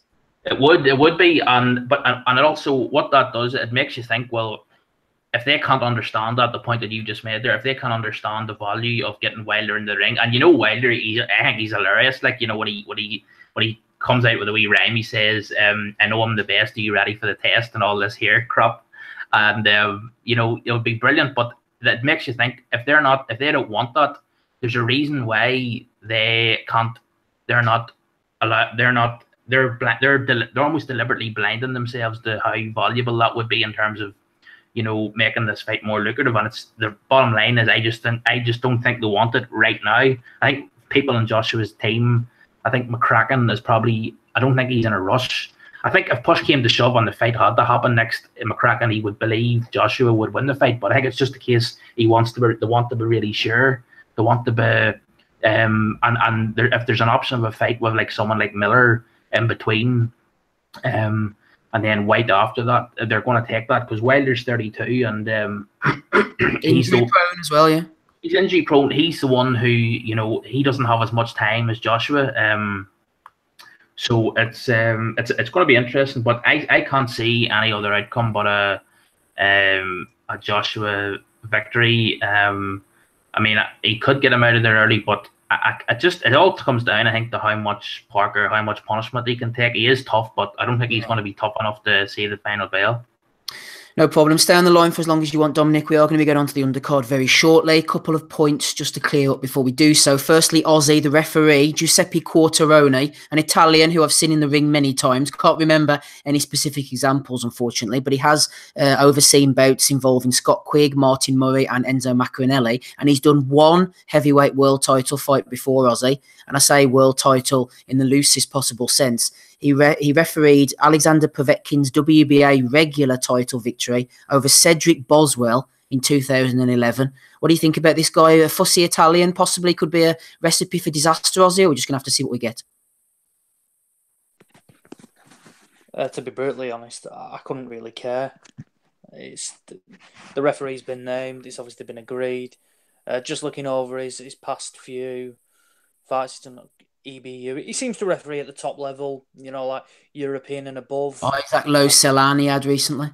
Yeah. So he's been in there. Like I said, he did Big Enzo Mac when he got knocked out off Dimitri Kucha. Yeah, I don't really have an opinion on the guy. I hope he's not one of these that does break the fight up regularly. I can't remember seeing him, recently, so I'm not too sure what he's like. Well, I wonder, Ozzy, sorry to interrupt you. I wonder if he oversaw a Lenny Dawes fight recently when Dawes got a cut and there was a bit of a controversial ending. It was either him or Baravecchio. I can't remember which one of the two it was. I'll have a quick look now, because if that was the case, then it was controversial, and I remember being quite pissed off about that. Was it on the? Oh no, it wasn't a cut. It was the headbutt, wasn't it? It was when against Ruben Nieto. But they've not got the officials on Box Rec, so I'm not. No. Oh no, it wasn't him against Nieto. It was Freddie Raffin. No, I got that one wrong. Right. We'll let Mr. Quarteroni off. I'm unfairly tainting him here. Yeah. But no, like I said, with any referee, if you barely see them, usually they've had a good night. Because if you don't recognise they're there, then they're doing the job correctly. Let's just hope that he's not called in. All he has to do is break them occasionally, and that's about it. And he's big enough physically, and he's fit enough, because he needs to be fit and he needs to be big, because he's going to have to work hard potentially for 12 rounds. That might sound like a silly thing to say, but you need sometimes like a David Fields, even like a Randy Newman, someone who's a big unit. Terry O'Connor as well. He's the prime athlete for all aspiring referees out there. Sink 20 pies and pints a week and you'll be onto his physique. But no, seriously, no. A referee's a referee. I'm not going to kick up a fuss about that unless they are garbage and they've got a history of that. As long as he gets in there and does his job correctly, then I'm fine. I just hope we're not talking about, like a controversial stoppage or something like that, because the Takam stoppage for me was poor, and that was an English referee. I think it was Phil Edwards. I don't want to see any of that. If Joshua loses his knockout streak, fine. And I think it did seem like that they wanted to get Takam out of there just to keep it going. I just thought the guy does his job correctly and we don't have to speak about him. Yeah, I'm assuming the fact he's been ordered such a high-profile fight is that they have confidence in him, and I'm sure he speaks English, which is an important factor as well, I suppose, for communication reasons. I've seen referees having communication issues in the past. No communication issues with you, Andy. Let's have this final question of the main event before we go on to the undercard. How good is Kevin Barry as a coach, asks Rick Law. Can you see him taking on other big fighters, or will he be the sort of coach that seems to work with just one fighter? Well, he worked with David Tua for a few years, didn't he? Yeah. I'm sure he works with a couple of Russians and a couple of Uzbek fighters. I was having a look there when you asked the question. I'm sure he works with that Umar Salamov. He's a Russian cruiserweight. Oh, okay.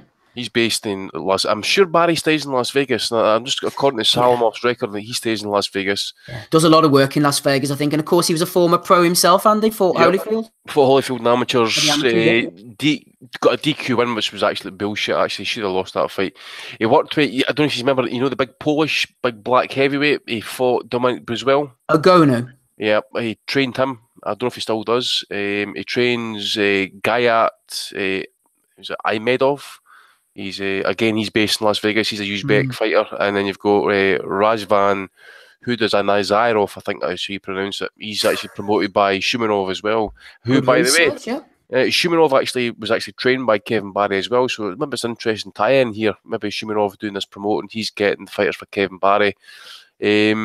Also, he worked with Robbie Peden. Robbie Peden, I think he fought Marquez Barrera as well. Knocked out Nate Campbell infamously when Campbell was toying him and then dropped the hands, didn't they? Yep. And the other one I would need to mention would be Marcelino Maizoa. I think he'd fought Sturm. Marcelino Masso, big punching New Zealander, originally from one of the Pacific Islands. He knocked out Evans Ashira. I think he was about 40 by this point for the WBA middleweight title. And then Sturm won the title off Masso with a 6th round knockout in about 2006, possibly. All off the top of my head, I am a sad bastard. There you go. You saved me having to do the research, mate. But that's what I was managed to glean in those 10 minutes where the guys were talking there and stuff. So, obviously, Brian Minto was another one, I understand. Shane Cameron. And obviously Joseph Parker, but that's what I've managed to find out in those 10 minutes anyway. But obviously the biggest one obviously being David Tua. There you go, Rick Law. Let's go on to the undercard. We have obviously Ryan Burnett going in against this Pereiro. We have Josh Kelly against Carlos Molina. We have Joe Cordina against Andy Townend. But the big one that we're all looking forward to, especially you, hater Dave Lowback, is Alexander Povetkin against David Price. Cast your mind back, Dave. Cast your mind back. This is for pound for pound supremacy right here. Whoever wins is pound for pound number one, unless it's Povetkin. You think Povetkin's going to be all juiced up? Well, of course. Let's go back in time.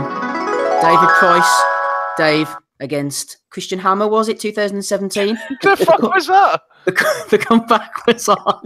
That's the go back in time sound. Yeah, I like it. Yeah, Donnie likes the go back in time sound. 2017, February, Christian Hammer was getting a hammer in, and what happened?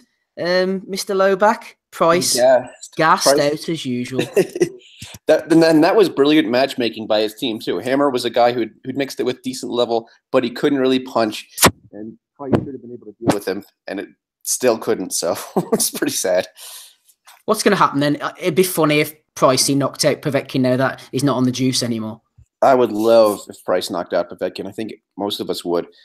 And I mean, he has a chance in the first round, maybe just landing a big bomb. First, second round. I expect he'll probably get knocked in the first or second round, though.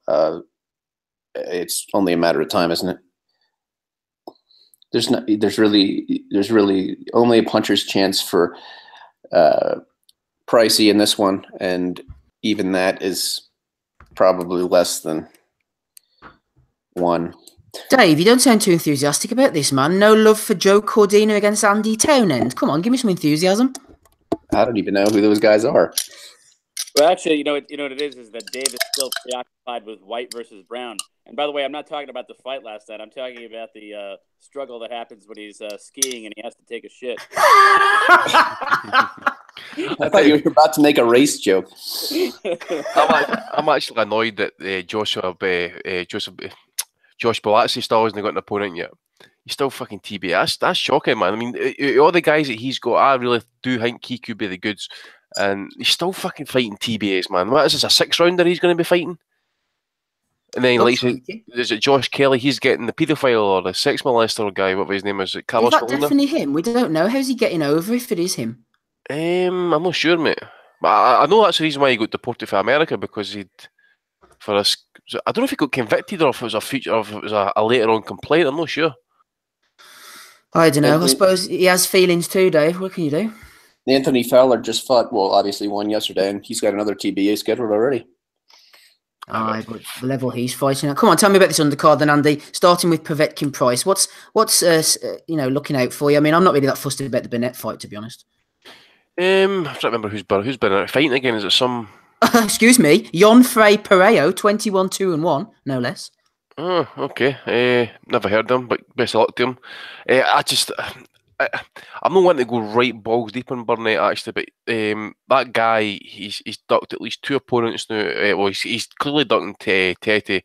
He's dumping belts, so he doesn't need to fight another mandatory. Manuel Rodriguez. That's the one. So I really don't know what else to say about the guy. I mean, obviously he's decent enough and stuff, but I want to see him in with the best of the division. And then people are making up shit. For example, Adam Booth was saying during the week that Tete's still not proven he's world class yet. Well, how the fuck's he going to prove he's world class if his nearest contender's not going to fucking fight him? But Cordina, Townsend, it might be a decent enough fight. Hasn't Townsend got a bit of a dig on him, or am I thinking of somebody else? I'm sure it's the Townsend that I'm thinking about, but I'm trying to remember who it was that he iced. I can't remember off the top of my head. He fought Martin J. Ward for the British, beat Craig Poxton. That's a decent area level win.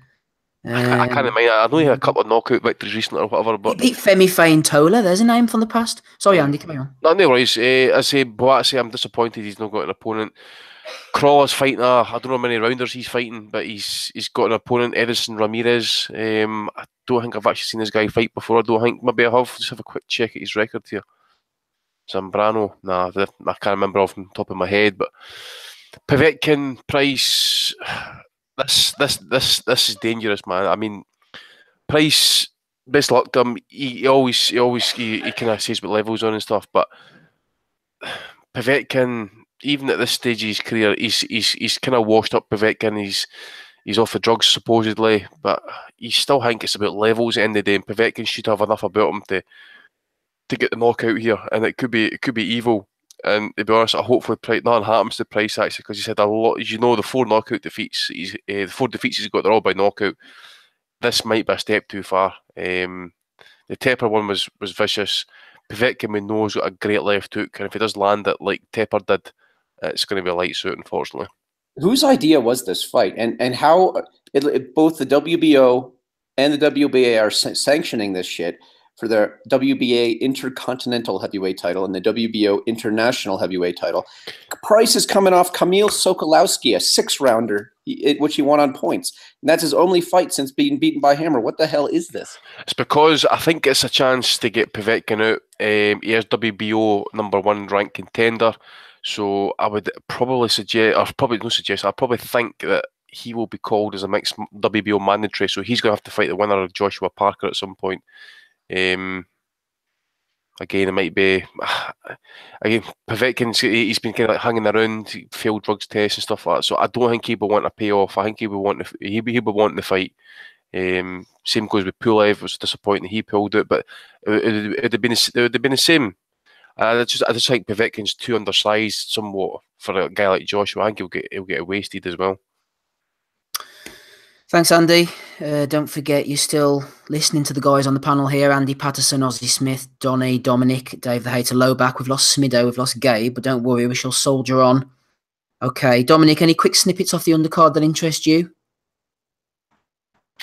Not really, Steve. Not really. I'm watching but I suppose Burnett, I can't disagree with anything what Andy said about, although I like Burnett, he's from home here, but yeah, Adam Booth, if he's saying Teddy hasn't proved himself, he isn't world class, like that's just ludicrous. Like, but I think Burnett, Booth's thinking is probably the last 2 fights Burnett has had. They were very tough fights. You know, although he won them, they were physically grueling. There was a lot of cuts, a lot of you know, they were pretty grueling fights. One thing I want to say, Steve, just out of the head.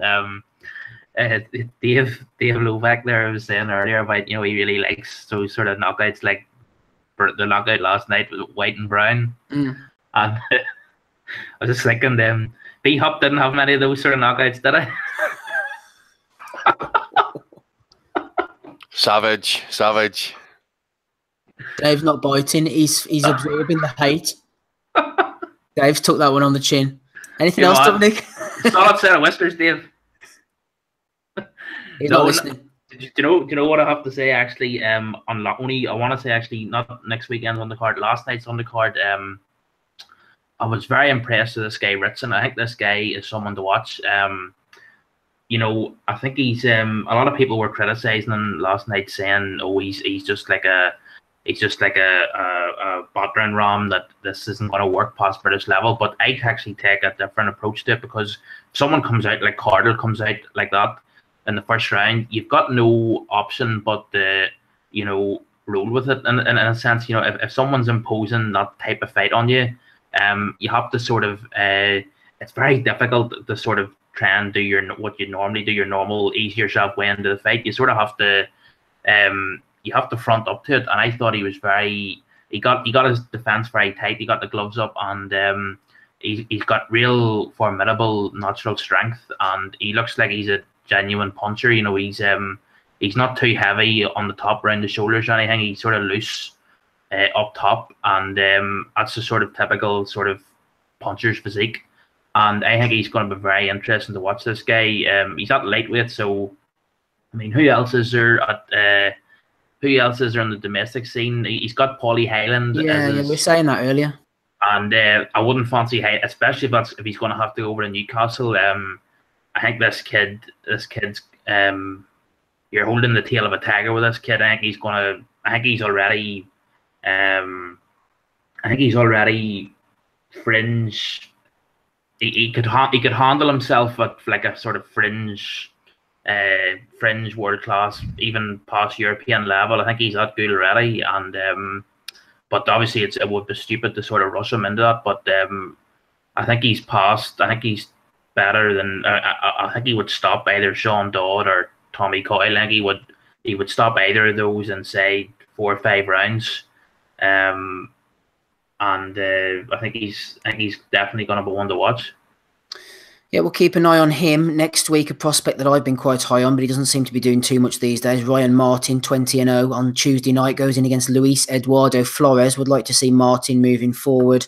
Talking of the Ryans, Andy, what about this Ryan Garcia? You're a big fan. He knocked out was it Fernando Vargas or Francisco Vargas or something last week? What do you make of it? The kids. Even trying to get all the dignity I can muster here by speaking about this kid, but I mean, I saw the weigh in and the guy had the tan lines and that on his arms. I just thought he was like some sort of gardener or something like that, you know. But but he'd I'll give him his due. It was a good ending. I mean, the right was a straight right hand, kind of then a left hook for the side. It was a really good knockout, but he was fucking huge. And Oscar's talking about this Vargas is going to give him rounds and that. Well, maybe he would have, but he's fucking clearly washed up. I mean, I saw some sparring footage of Garcia. I did see him get stood up with a left hook, but he's also, I think he's ranked top 10 one of the bodies, maybe even top 15 the other one and stuff. And they're going about this guy, how he's like 32 wins, 14 defeats, or 13 defeats at the time, and 3 draws. Jimmy McDonnell stopped him, for fuck's sake, in 9 rounds. I know he's like he kind of fluctuates between like bantamweight and super featherweight and stuff. The guy's a journeyman, and he was okay. I think his record's a wee bit deceptive actually. If you look at it, we'd actually go and sit and break it down and stuff. The guys that he's beat, they're fucking nobodies. I mean, he's beat guys like 0-7 records and 4-11 and 0-11, 1-6. You know, going the distance in some of these fights and that. You know, and yet this kid's new ranked. I don't know what rank he's got. I'll give me a second here. I'll see if I can just pull it up. He's loving the WBO. He is 15 with the WBA, and that's all I can find at the minute. I mean, to think that this guy's actually beating up this trash, and he's getting world rankings off the top of it. I mean, one day he's gonna get called to fight some of these guys, and you know who he's fighting at the minute. This isn't kind of getting him to that level. I don't think. And okay, he's got all this amateur experience, 15-time national champion, I believe, or whatever it is. I mean, it's clear that the kid's got a bit of talent about him, but I just don't see how he's going to be this next superstar. And he's another one. He's I saw the real comment actually to kind of sum him up there last week. You know, he's like an internet sensation. That's what they called him, internet sensation. So, Andy, talking about comments, what about Oscar De La Hoya's little dig, ill-advised dig at Bob Arum? Apparently, this fight took place on ESPN, where obviously Arum has been showing fights, and after the first round blowout over a fighter who was overmatched and oversized, Oscar apparently said, "Finally, some competitive fights on ESPN." Yeah, Oscar's obviously back on the nose candy again. I don't know why he's fucking mean this night. Actually, I mean, okay, I take it Top Rank's promoting Lomachenko Linares, right? So. You know, Top Rank are obviously putting on the better shows and that on ESPN. Some of it's been pretty trash, I must admit. Some of the fights have been quite good. But what Oscar's been serving up here recently with this Ryan Garcia is absolute dog shit. Okay, he's active and stuff. That's all good, but you know, I want to see him in my live body. I want to see somebody who's the same size, who's got a winning record, who might maybe not go for a world title or whatever, but it might, you know, it might be a gatekeeper of some sort, you know. I know someone like an Eduardo Hernandez. I've seen a wee bit of him. He's a young Mexican coming up. Maybe Corrales.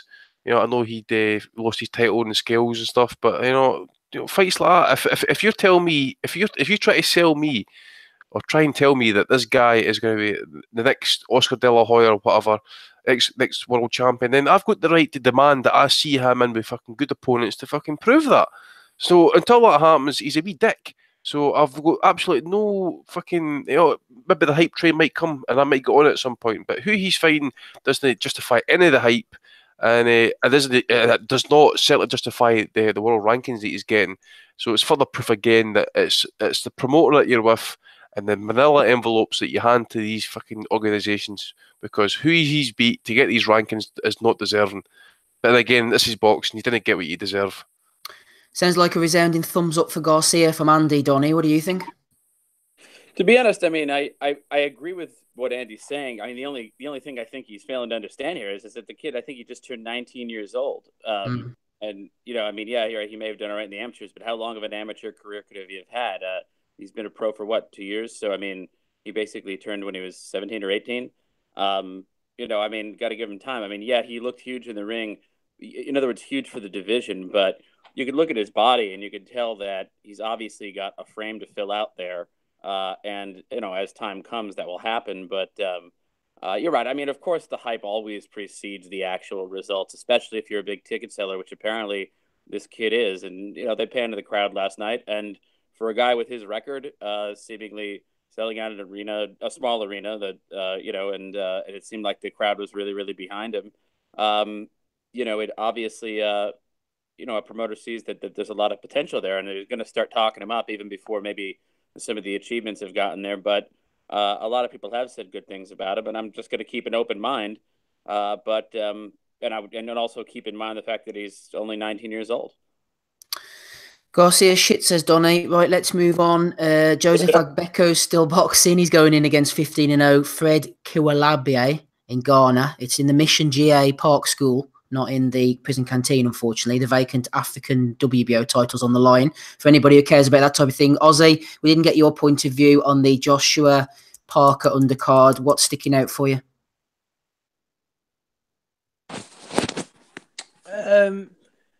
It's okay, isn't it? It's one of the better ones that you'll see. I mean, I know on the odd occasions he puts absolute garbage on his undercards, but yeah, it's okay. I've not much time for the Burnett fight. I know nothing about his mandatory. I believe it seems like he's the softer option of the two mandatories that he had put on him, so he's chucked the IBF away because that was a more difficult fight. Crawler's opponent is awful. Just no other way to sum the guy up. Cordina Townend is very smart matchmaking because Townend can punch, but we've seen him step up, and I think Cordina's the real deal, and I think he'll stop Andy Townend. Kelly, again, I like the way they're moving him. I think Molina's made for him.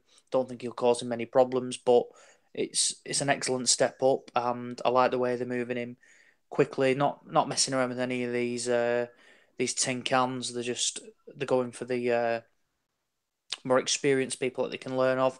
Povetkin Price is an appalling fight. I don't think they should be sanctioned this. David Price is just he's just an accident waiting to hammer. The guy got stopped by Christian Hammer. Now, but like Tony Bellew tonight, he's on one again, so you know he's got an excellent chance that on his day David Price can be he can knock out anybody. Vladimir Klitschko couldn't get Alexander Povetkin out the ring, inside the 12 rounds. So why the hell is David Price going to do that? It's not going to happen, and it's an appalling fight. And I don't care what people say or do. This fight should not be happening. And Price is in this for the cash out for me. This is his last chance, and he's thought they've waited to check at him, and he's going to do that. He's taken himself off to Germany quite a bit and done quite a lot of sparring over there. And he uploaded a picture, and he actually looks in better condition than he was for the Hammer fight. That saying, I don't think he'll do him any favours. The Emperor's new clothes, isn't it? Like every time, a false dawn, time and time again with him. Yeah, exactly. And he may well be an excellent fighter in the gym, but it's okay being excellent in the gym. It's when he gets under those lights, it's like mentally he tires himself and he's exhausted. Like, and we're not just talking thing. He looked against Hammer. He looked like he was pissed. You know, like he downed a bottle of vodka the way he was rolling on the ropes, and like he looked just exhausted. I mean, one thing I would say is that Povetkin, he's not the biggest, and we've seen him in with taller fighters before. Yeah. And it doesn't exactly.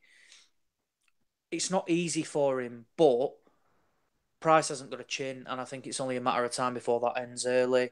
Once he gets him, because I was wondering that too. Ozzy is not the biggest, but once he hits him, you know, it's going to go badly. Yeah, it's lights out, and I think that's about it. I agree with Andy's comments on Buatsi. It's a shame that he's not got an opponent. He was named on the card pretty much when it was announced, and I like Buatsi. His last opponent was a good step up for him, and I think they should be moving in quickly because there's no reason down the line why we can't see Buatsi in with a Jose Burton, a Buglioni perhaps, or a Callum Johnson, because I think he's the real deal as well. And there's one fact that we haven't mentioned: Morgan Jones against Mose. I'm not even going to try and pronounce his last name. It's one of David Higgins' lads. He's 9-1. Morgan's unbeaten. That may be interesting. Know nothing about the New Zealander, but it could be fun. But overall, yeah, the card's okay. Burnett needs to get rid of this mandatory and then go and take a more meaningful fight, because I've no time for seeing him box cans like that. And for me, if Tete is not proving himself at world level, we'll go and expose him then, because Frank's offered to pay his purse, so it means there's more money in the pot for Burnett. If Tete really is that bad and he's not world level, go and expose him and go and get yourself another world title. Go and unify again against an apparent world champion that isn't world level. That's my opinion on the matter. Ozzy, just before you run off and we bring Robin, tell me briefly about a card in Preston Guildhall next Saturday evening. Now, we've got Jack Cattrall on and Alfredo Melli, but more to the point, decent scrap between Liam Conroy and Miles Shinkwin, but an interesting fight, the battle of John O'Carroll victims, Declan Geraghty against Liverpool's John Quigley. That would have been a nice fight for maybe a BT Sport Belfast undercard and a Frank show, I would have thought. Yeah, I'm going to this card actually next Saturday. It's pretty decent. Geraghty Quigley could be really good. I like. I think that'd be a great fight. Yeah, I like him. I think Geraghty could win. Actually, I think when I've seen him, he displays a lot of good skills. He just seems to get caught. Super talented amateur, really skillful guy. Really had high hopes for him, but his defense is just so leaky. Yeah, but it can make for a great fight. Quigley as well. He showed some decent. I mean, I think he got dropped by John O'Carroll before seeing out the fight, so that should be good. Liam Conroy, Miles Shinkwin this could be a real good fight. It just depends what Shinkwin turns up, because I think, was he last out on a matchroom card? Was he? I can't remember who he was against. Was it? I remember watching him getting knocked out by somebody, maybe on the Quig Frampton undercard as long ago as that for a British title. Yeah, that was Jose Burton. Right. He got stopped. So I backed Shinkwin that night because I thought, I've never been high on Burton. I thought Shinkwin could beat him, and then he's since lost to fucking hell. Who did I just say then? Jake Ball. But this is a real good fight for the English title. Conroy, again, he seems to have done really well. And it's a good, honest fight at the English level. Catterall's just on it because he's just getting a tick over just to have Jamie Moore in his corner, just to work on some things they've done in the Jamies against Nathan Hardy. I would like to see Jack stop him. I don't want to see him. They can go all the rounds are good. I want to see Jack get rid of this lad. He's levels and levels above him. Alfredo Melli, we spoke about him. He's on there. He's no opponent as of yet, but all in all, it's a pretty decent for a small hall card. It's quite good. I don't mind that. It's got two good fights at the top. A couple of names on it. Matty Clarkson. He might remember him from when he had an absolute war on Channel 5. That was Mick Ellis's tournament, wasn't it? Yeah. What a brilliant fight. Oh, the cruiserweight one. Was that the hell? What a light heavy it was. And if anybody's not watched it, I think it's on YouTube. Search Travis Dickinson, Matty Clarkson. It's one of the best fights you'll see. Yeah, it was about 4 knockdowns or something like that. A fight, was it? Unbelievable! Yeah, absolutely brilliant fight.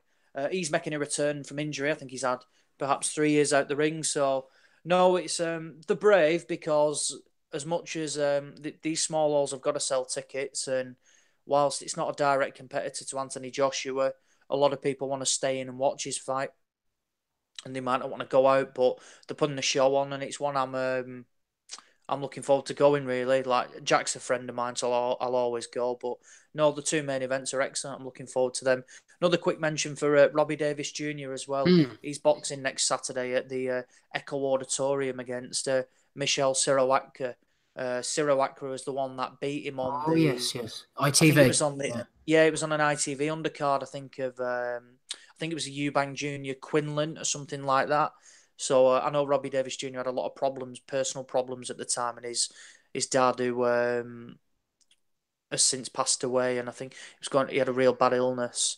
But they've jumped straight back in the rematch, and I expect Robbie to do the business. There's some good prospects on that card as well. So, no, again, I applaud him. These lads have got to sell tickets. And again, like I say, as much as Joshua isn't, they're not direct competitors in terms of like, oh, yeah, I can't believe you're doing that. A lot of these casual fans that may think, oh, yeah, I'll go there. But Joshua's on, I may watch him instead. So, no, so wish all those the best of luck because I like Davis Jr. He's a talented lad and he could be a good addition to a super lightweight division it's ticking over nicely at domestic level at the moment. Certainly is. Right, we're going to be closing up soon, guys. We're coming up towards 10 o'clock. I am going to do the Bellew of the Weeks at the end as usual, and we're going to get everybody's prediction for the Joshua Parker fight before we close out. Joining us on the call now, delighted to have rapping Rob Kelly from the mean streets of Miami. How you sounding, Rob? I'm from the mean streets of Wexford, dude. My flight got binned, so I'm not going out till Tuesday. You're joking. Yeah, stop, man. Long day. I don't even want to talk about it, to be honest with you. We'll not mention it again. We'll mention the fight instead, the big heavyweights. I know you want to get to Povetkin Price ASAP, but we'll put that to one side. Let me ask you a question from Ben Thorns, Rob, regarding Joshua and Parker. Femi is talking about coming in lighter. Do you, Rob, think he's worrying like fuck about gassing? Does anyone see him losing if the fight goes the 12-round distance? What about his lightness, the gassing, and the distance, Rob? Well, the dog's trying to have her say. Exactly. She's trying to say She's trolling you about the flight.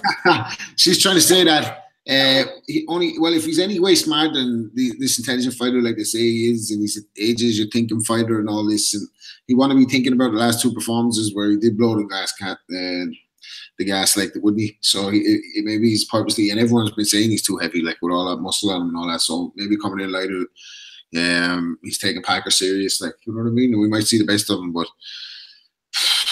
yeah, Ben Thorne on my side with that question. I don't know. Yeah, it's good for him if he's lighter, I guess. But I don't know what's that going to do for his performance. Maybe he'll be able to have better stamina, but I don't know if he's just don't know if he's that. You know what I mean?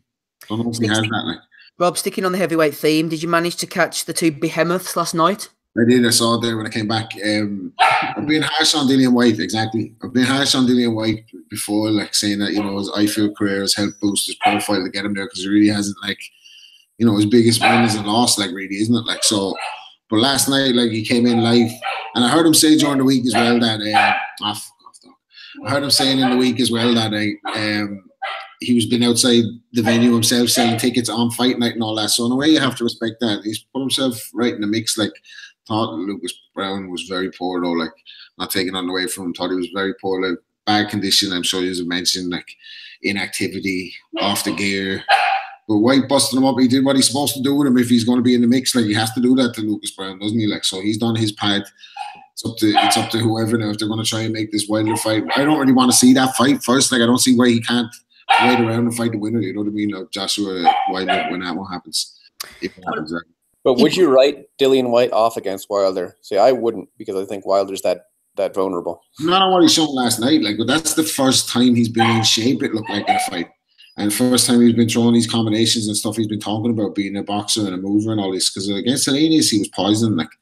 And against Chisora, I thought Chisora might have got the nod in that in another night, like. So that's his first, like, right. He's been talking all this on world level. I want Wilder. Well, last night if last night was an audition for Wilder, he passed it. Like, so on that, I'd say I'd give him a chance. But when Wilder hits you, man, you're going, like, and I don't think he's had that necessarily that hard to hit, like, you know what I mean? And I don't think he's like, he could have vulnerabilities in against a good guy. Like, Brown couldn't pull the trigger on him last night, like. But Wilder, we don't even know what he's doing, like, you know what I mean? But he could pull the trigger on him and put him out there just the same, you know what I mean? One thing you mentioned there, Rob, you said about White busting Brown up, and something that we've neglected to mention, but I actually liked last night, was his body attack, underrated body attack to the fat gut of Brown, brought the hands down so that he was in place to land the big left hook to the head. Now, obviously, we've got some bullshit talked all week about White's credentials in comparison to the likes of Larry Holmes and that. He calls himself the body snatcher. You all know the great Mike McCallum was the body snatcher. Not quite on those levels yet, but neat body work, especially with the left hook from White. Well, last night, like I said, last night was one of the first times we actually saw him do what he said he was going to do. You know what I mean? He said he was going to be body snatching Hellenius and all that. Like, he didn't do it. Like, so I think a lot of that's come down to his conditioning. And, you know, for a guy who with no amateur background was after getting himself into big money, like, you know what I mean? He's after talking his way there. And then, like I said, last night he passed the audition. So he'll get a payday now, no matter what. You know what I mean? He set himself up for a while, and he give anyone like on that performance. You have to give him on that. Like they're ranting and raving about him on HBO, by the way. Were they? You were wondering that. Well, not like necessarily. I think Lampley called it and said that he was like a stiff, like didn't he? But or was like a heavy bag or something. But the audience, like from seeing him on HBO, are ranting and raving about him. Like so, you're getting people now like in the US. You know, they really want to be first on things. Like sometimes, like, they're like, "Oh yeah, Dillian White," but you know what I mean. They didn't see the other ones. They didn't have to sit through the other ones like us. Exactly. Go and watch the Malcolm Tan fight. Right, lay your ass on the line, Rob. We'll go to you first. Parker against Joshua. Who's going to win, and how is it going to end? Well, hopefully we'll be sipping a pina colada watching that one in Miami somewhere. But no, what I think is Parker gets past 6 rounds, then he has a chance based on Joshua's last performance. I can only go on both of their last performances. I thought Parker pushed it in the Fury fight. Fury didn't let his hands go enough, but he was there for him. But credit to Parker, he stayed with him. He made the fight. He forced the fight, and if the judges are looking for that, I think he's going to be a little bit cuter against AJ. AJ is obviously going to get behind the jab. Have to watch for the uppercut with him. Parker might be cute enough to take that past 6 rounds, and then you might see the gas get blown. But eventually, I think it's written for AJ and Wilder. Like, so I'm gonna give the prediction. I think AJ is going to do it, but like always, he might have trouble if he doesn't do it early. Yeah, Ozzy, what about you? What's your final prediction? Joshua, mid to late round stoppage. Short and sweet. Andy, what about you? Joshua late. I'll go for round 9, 10. Round 9 I'll go for. Round 9. Donald? Joshua, in a fight that ends in Hobbesian fashion, it will be nasty, brutish, and short. Probably about round 5 or 6. 5 or 6. Dominic, what about you? Donnie's got his Hobbs quote wrong there, Steve. Oh. I do. Is that so? Donnie, it's per before nasty, brutish, and short. Is that the Leviathan? That's outside of Leviathan, yeah. Anyway, yeah, I'm in the same boat as Osmond Smith Esquire. I think a mid to late stoppage for Joshua.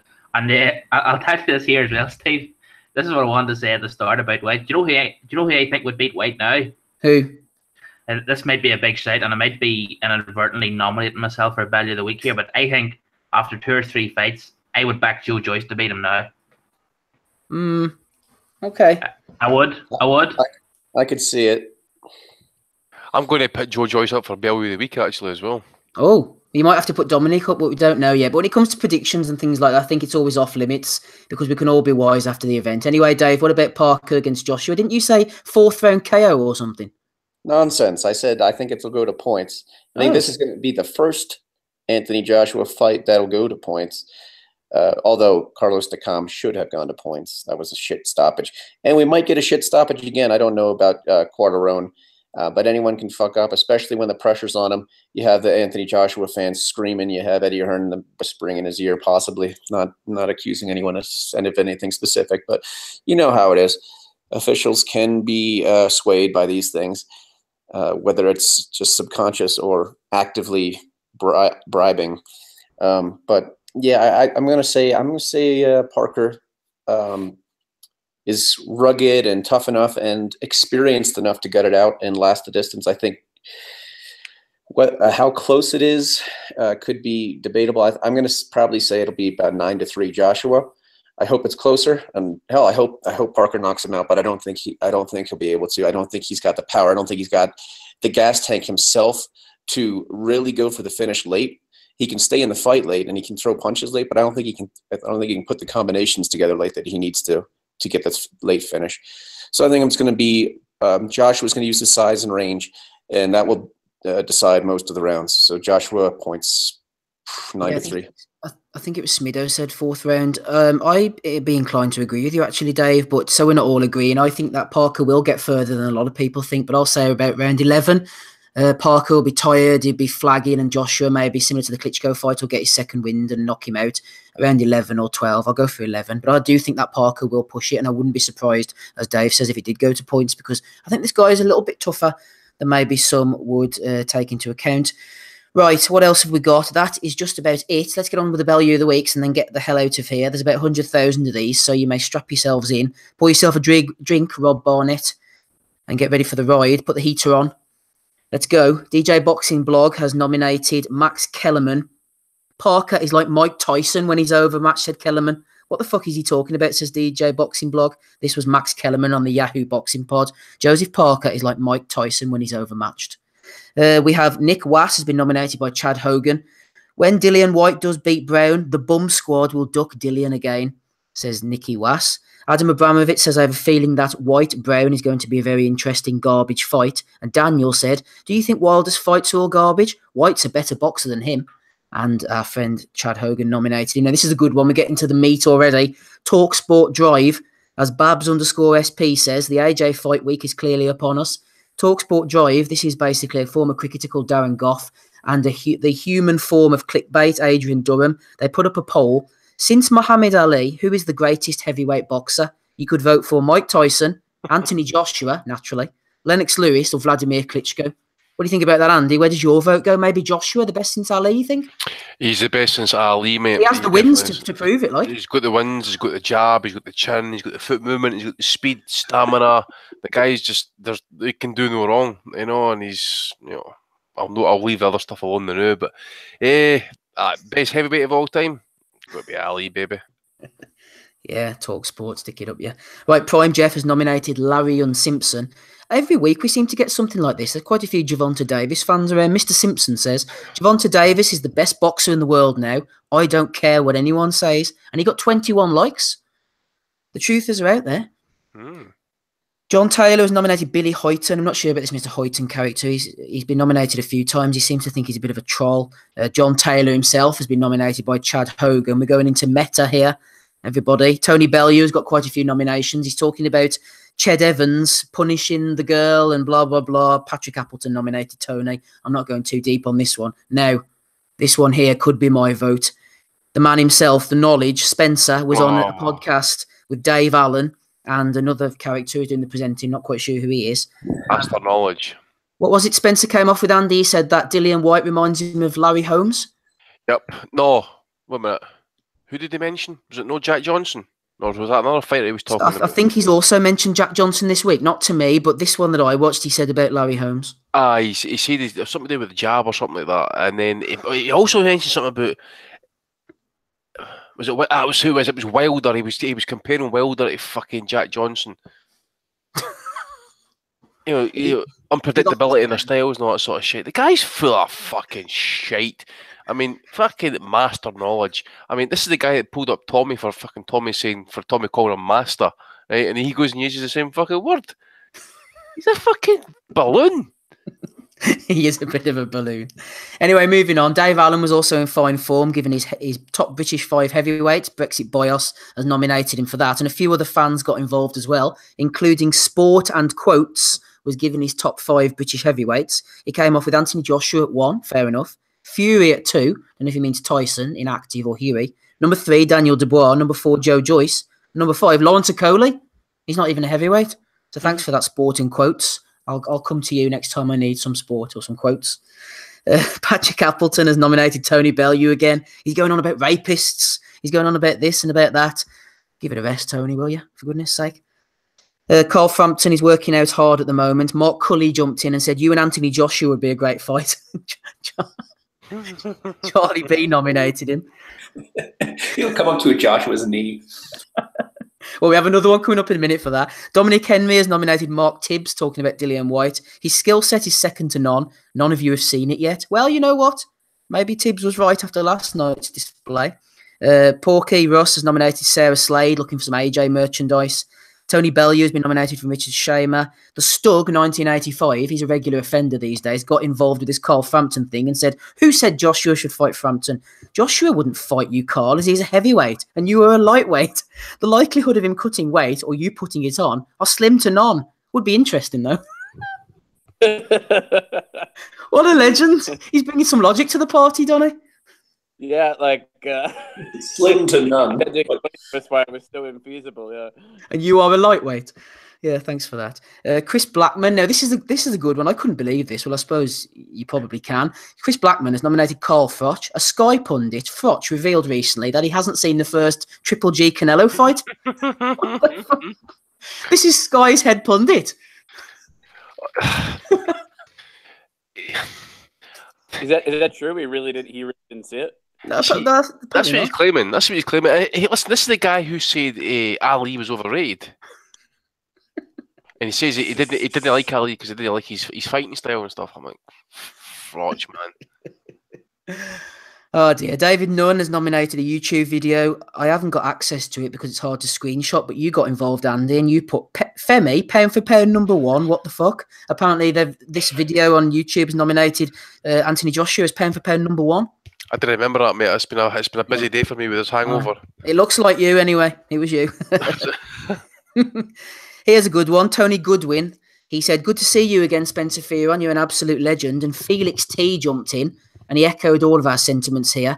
Spencer definitely is a legend. I had the privilege to meet Spencer at the Sky Academy, and he was inspirational, kind, and very humble for someone with his status. What status has he got, like? Maybe it's that video. That video. Status he's got. Thanks for that, Andy. It's been a long time. Andrew G has nominated Chris. White is the best in the world right now and will have all the belts inside 2 years, says Chrissy76. Must be on the troll. Huckleberry Hound has nominated Coral Berry for saying she's just in the O2. Big fight fan, obviously. She's just seen Craig Richards beating Jamie Cox. Babs has nominated Michael Buffer. Also, Ricky Gravel has for saying that the WBC heavyweight title was on the line last night. In fact, it was one of those bullshit belts. Paul Smith has been nominated from Ben Thorns. Tony Bellew, talking about Cardle and Ritson, has been nominated from Josh Hussey. Chris Blackman has nominated Bunsey for picking Ritson, Buglioni and White all to win on points.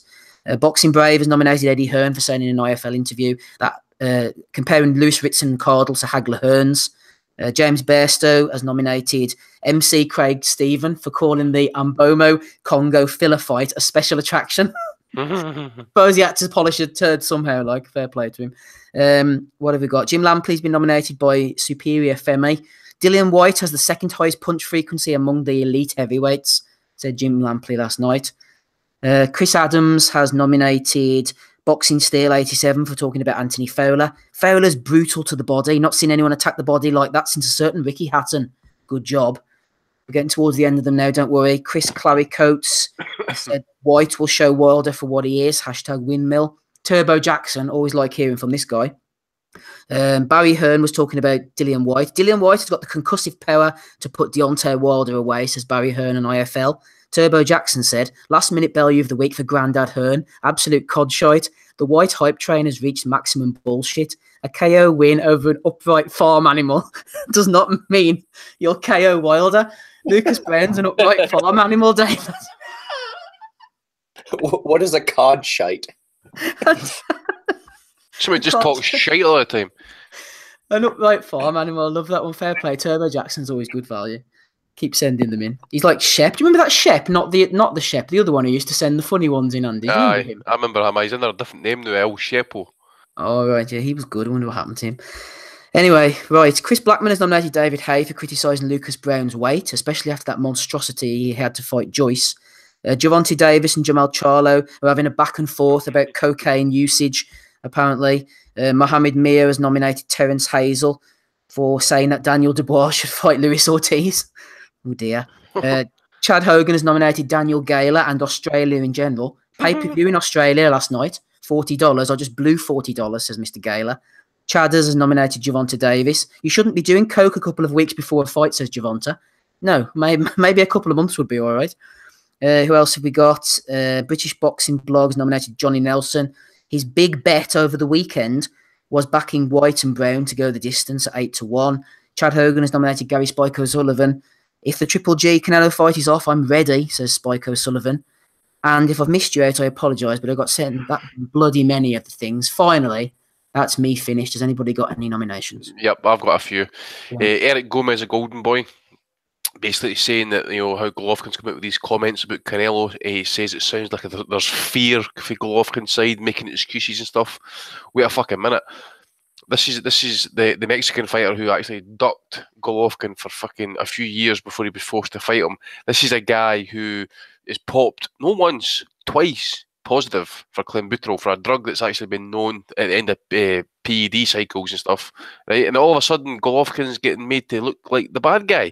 So let's just keep an eye out on certain press releases. Like, we know how Golden Boy like to kind of cut and shut a fucking press release now when it comes to like reporting the facts and that. So let's just keep an open mind here. Let's just kind of keep an eye on the real facts and see what gets reported here. So Eric Gomez, typical fucking gobshite. Was mentioned Spencer Fearon, obviously. Who else we got? I got this sent to me by Tommy Rush.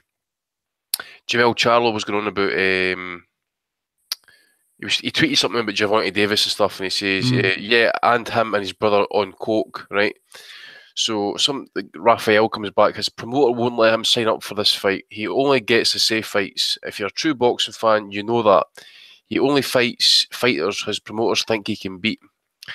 And this Jorge Fuentes came in and says, Floyd will smash him up at the same time if they try to beat Javante's ass in the street. Okay.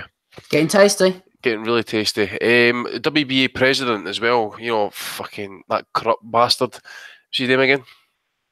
Oh, fuck's his name? WBC? WBA. No, Gilberto Mendoza. Oh, Mendoza. That's the one, Mendoza. The WBC? WBA. Oh, WBA. WBA have come out and says that Canelo is innocent and that the State Commission hearing is a bit unfair, right? However, I've managed to pull up their comments for Lucas Browne's failed test in Russia. So Lucas Browne basically gives his opinion as to how he thinks he maybe failed the test, and he doesn't know how it got into his system and stuff, right? So basically talks about how he ate in the hotel and the water that he drank on fight night was all sealed bottled water, right? WBA responded, there's no way to determine if this is true or not, and the association has repeatedly said that the boxer and his team are responsible for what enters his system, right? Browne gets stripped of the WBA belt and banned. I think it was a 6-month ban he maybe got. Yeah, and somehow the WBA have managed to kind of, confirm that Canelo's innocent is because he's never filled any tests before. Well, what testing did the WBA do to actually come to that conclusion? I want to know which fucking readings they've got, which medical reports that they've got, and what eyewitness testaments that they've got to say that Canelo is absolutely, in their opinion, innocent. Because I can guarantee you right now, as I said last week, that motherfucker's cheated away for fucking long enough. And WBA's comments are just basically disgraceful, corrupt, and just basically try to protect the fucking payday. Absolute cunts to a man. I think that's all I've got at the minute. Okay, we did have one from Toby Hines come in. I am scrambling on my phone to try and find it right now. While I look for it, has anybody else got any nominations they wish to make? One here, Steve. Yep. I just actually came across this evening. From he says from it's from the man himself, Tony Velli himself. It's just retweeted this evening by let me see if I can get this here. Kurt retweeted this a while ago. Here it is. Here he says this is Bellew talking about Price Povetkin next week. He says he's a good man who deserves some luck to go his way. If he turns up on Saturday night and is focused, he will iron Povetkin out. and then he's the wee emoji like praying. Oh, I forgot to put Joyce in as well for standing there just stoic. Well, fucking Hay and Chisora, bitch each other at money and stuff like that. But you could see that fucking Hay was getting fucking rattled with all that shite there last night. Joyce, what happened, Andy? I completely missed this. Andy, I think Joyce was as pissed off with Hay as he was with Chisora. Exactly. Well, basically, Chisora's offered Hay this offer. He basically says to him, if Joe Joyce beats Chisora, David Hay can give him a check for £1, right? But if Chisora beats Joyce, he wants David Hay's purse for the Bellew fight plus his TV rights. And he went like that. Fucking no chance. I wonder if that's on YouTube. I heard people talking about it, but I missed it. It must have been on earlier in the evening, was it? It's definitely on Twitter, mate. If you ask for it on Twitter, somebody will post it up for you. It was fucking glorious. If you go and see one of Billy Nelson's comments, he actually responded owned, so you maybe find it on that link somewhere. I'll go and have a look there. I know you've got one, Ozzy. Toby Hines nominated Spencer for comparing White with Jack Johnson. Andy mentioned that earlier. Go ahead, Ozzy. Right, I've got a couple. I've got somebody called Chris at Chrizzy, CHRIZZY76.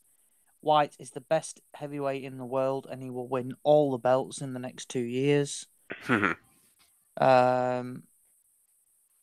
I've got one for the hugely popular Prince Patel. Now, Prince Patel, we all know, was a big gobshite, and he's taken his career to the fight clubs in Budapest and dungeons of Slovakia. And today, he became a 2-weight Baltic Boxing Union champion. He's currently working on big fights set to be announced soon. Now, in 2018, he's had 7 fights. I'm taking this stat off somebody else who's worked it out. 7 fights in the last 63 days, which is a fight every 9 days. His toughest opponent was Robert Canales, 11 wins and 13 losses. And he's also claimed victories over Richard Voros, 6-47. Eric Kolosovs, who literally looks like he's 12, 0-2. And somebody else from Slovakia who was 0-3. So, fair enough to Prince Patel. Oh, actually, Tom Craze has said he's fought Hungary's number 5 ranked super bantamweight of 5, Hungary's number 2 ranked flyweight of 3, Latvia's number 6 ranked lightweight of 6, Latvia's number 4 ranked super feather of 4, and the Czech Republic's only flyweight. So, well done, Prince Patel. Your career is going from strength to strength, and that Baltic Boxing Union belt will stand you in good stead in the future. I just read there actually on the Nicaraguan Twitter feed that official news has come through that Roman Gonzalez is shiting himself. Well, it's understandable the punch power against Norton 20 opponents that Patel is showing. All flies and super flies are going to be quaking in their boots, aren't they? Oh dear! I saw a funny comment on the Facebook page that's there now, actually, from Joe Norton. I put up a video earlier of Lucas Bairn getting ironed out by Dillian White, and Joe Norton said, "Took a dive. That cunt embarrassing." Well, he didn't dive. He didn't dive. He fucking fell at the canvas. Like... Right, Dave, have you got any for us?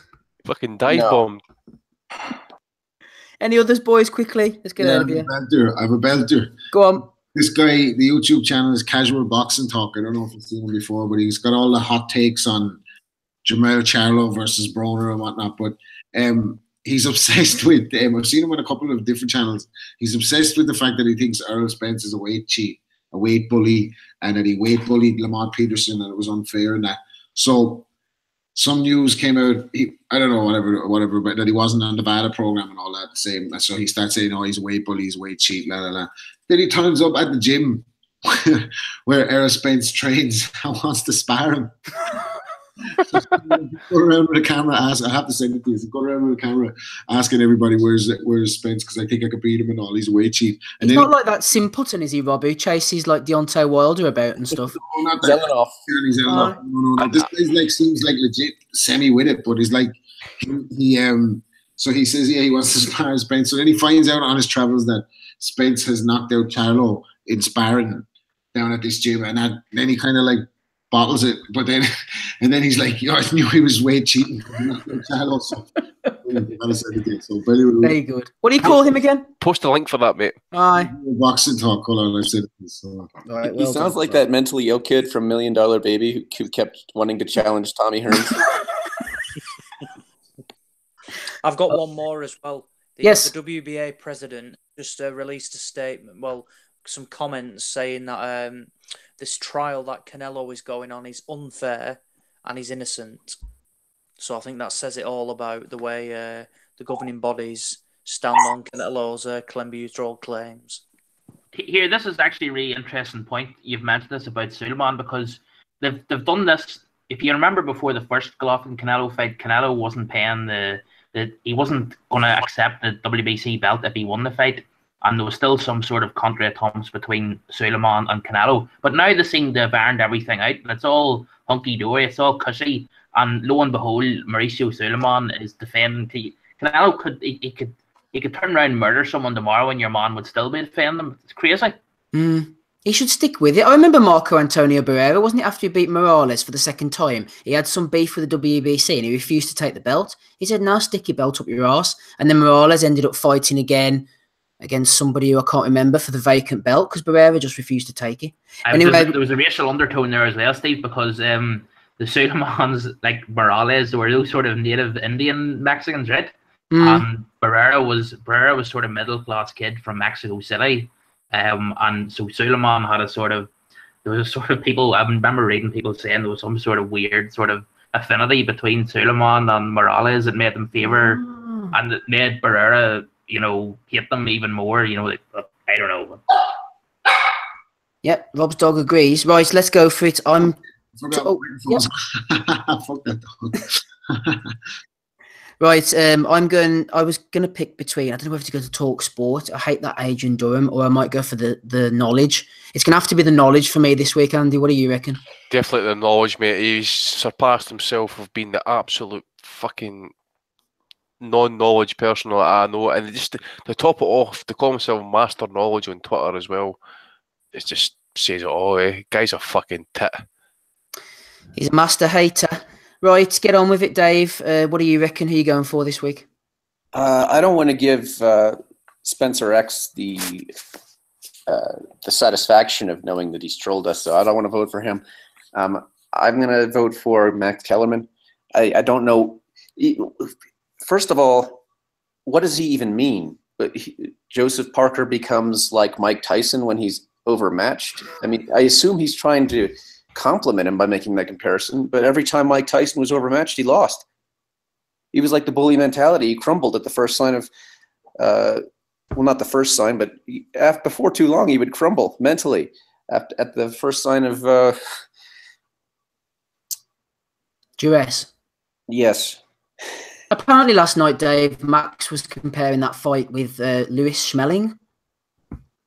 I noticed on Twitter. What? Oh my God, they had to put some sort of historical reference in there. That guy is a complete fraud. Wait, he thought White Brown was like Lewis Schmeling? Someone said that on Twitter last night. I'm sure I read it. Oh, please tell me that. And skill and fitness. Please tell me that is true. I actually hope that's true, and we get screenshot it and we fucking troll him. He's full of shit, that guy.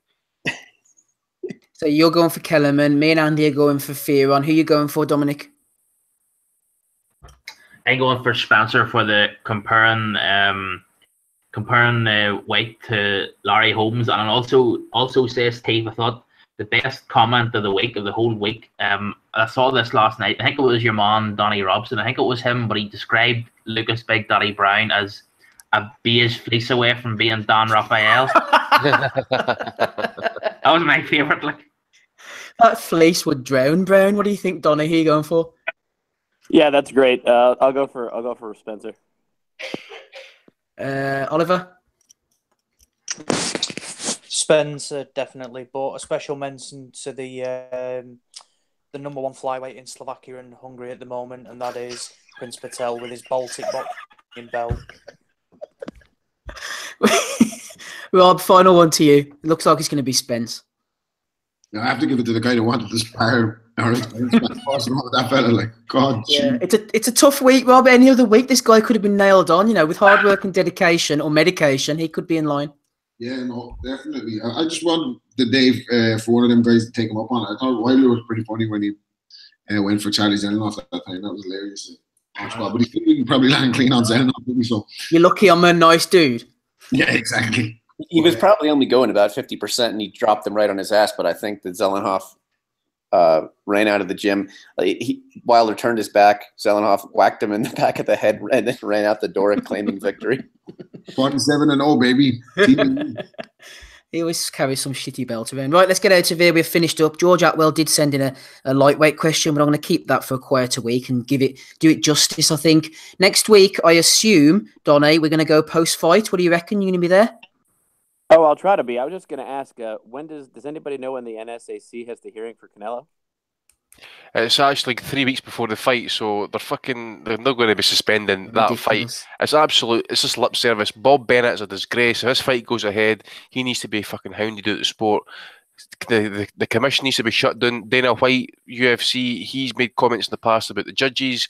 You've seen poor scoring in Vegas constantly over the last few years and stuff. So, you know, it's just corrupt, man. I'm just wondering though. I mean, we do know though that it always seems like Mexicans can get away with the clenbuterol because of the meat, but I mean, they can't keep getting away with it, Donny. This is the thing. They need to sort this out, because as I said last week, Canelo is a multi-millionaire athlete.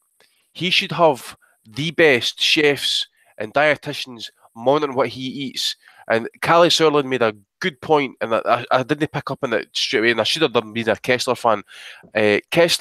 Michael Kessler actually ate organic food. He went shopping with his dietitian or his chef, and he made sure he knew what he was picking up. Everything was fresh, everything was clean. Deer meat and everything. Yep. There's zero excuses that I ate contaminated meat. This guy owns horses. His daughter rides horses, I believe, and stuff like that. So he's acutely aware. He's got to be in contact with vets constantly, getting the horses seen and stuff like that. So there's absolutely zero fucking chance he's ate contaminated meat. And I tell you one thing, it's disgusting, the fact that all these cunts are coming out and defending them. You've got WADA, you've got WBA, WBC, you've got Oscar, you've got fucking Victor Conte now actually defending the cunt. It's money though, money. Exactly.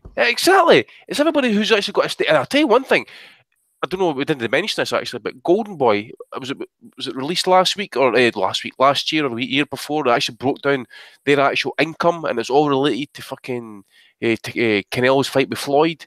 You know, if it wasn't for the fact that they had Canelo in their books, they'd be posting losses each fucking year. So they're shitting themselves. Hence the reason why they're doctoring fucking these statements and stuff. Golden Boy have got to be shitting themselves, because by rights, fucking Canelo should be getting a 2-year ban. Yeah, Canelo, though, equates to like 95% of their income. Exactly. So they're shitting themselves. If he's going to get banned for 2 years, Oscar's going to go straight back on a cocaine binge, and that'll be the end of it. Final word, Donny, because I don't think we had you on last week about this situation, but as Dominic made a point in the chat there, Canelo's handlers, the Reynosos, are butchers. Are they really? Yeah. Oh my God, I can't believe it. Have you ever snorted clenbuterol, Donny?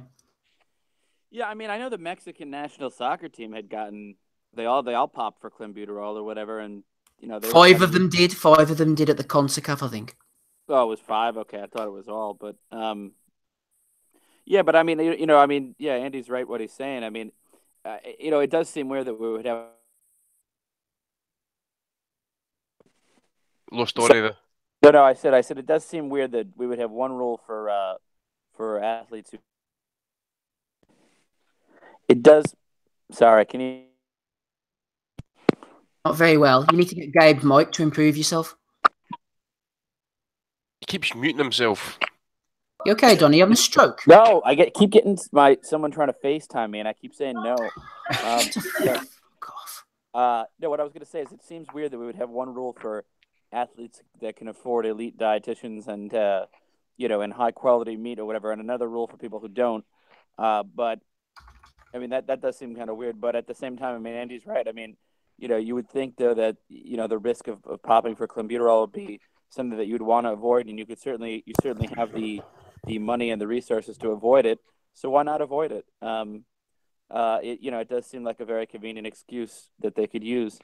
I mean, it's very, very disappointing because, I mean, I'm a fan of his, and I didn't really see him doing that. To be honest with you, it's very surprising. Who's FaceTiming you, Donny? Oh, my fiance. Right, good to know when Donny prioritizes us. Well done, Donny. If you're not in the gear, you didn't win. Simple as that. It's fucking true. Yep. Well, he was on the gear, and he still didn't even win and got the draw. It's embarrassing when you put it that way, Dave. Can't wait to see him punished again. I hate him. pissed me off the most as well that he's been getting like the benefit of dodgy scoring and all. Just to go with the, no shots, but like when he has been not just that fight, other fights like where he's been given like wide decisions, and you're looking at him and you're thinking he won, but he didn't win by all that much. Like, it's great that WBC are defending a guy who actually binned their belt so he wouldn't have to fight Golovkin the first time around, and then he refused to pay sanction fees for that shitty belt that they created for the fucking fight anyway. But that GGG Canelo pay-per-view did really, really well, even though Floyd and McGregor tried to scupper it. Like, that did really, really well for them comparatively, didn't it? Like, so they need this fight to happen. Like, but it's taking a shine off it for me off Canelo. Don't care about him anymore. Even if he wins, what they're going to do is he's been popped twice now. Like, it's a joke, absolute joke. Right, we'll leave it there. Thank you, Robert. Rob Kelly was on the call with us. Go over to Patreon, leave us a review, all those type of things. We shall do Go post-fight next week, I think, after Joshua against Parker. The people demand it. Donnie will be there if he can. Thanks for coming on tonight, Donnie. Always good to hear from you, letting you out of the basement. Dominic Henry as well. Hey to Dave Lowback, Ozzy, Andy. We had Smido on earlier. He disappeared. Gabe was here just about. And we also had Scott Fitzgerald. Thanks for him for joining us. Any final comments? Make them now, because we're going to go. Prince Patel. David Price, top 10 pound for pound. Prince Patel, we love you. I've been Steve Wellings. Thank you, gentlemen. We shall speak to you all next week. Bye.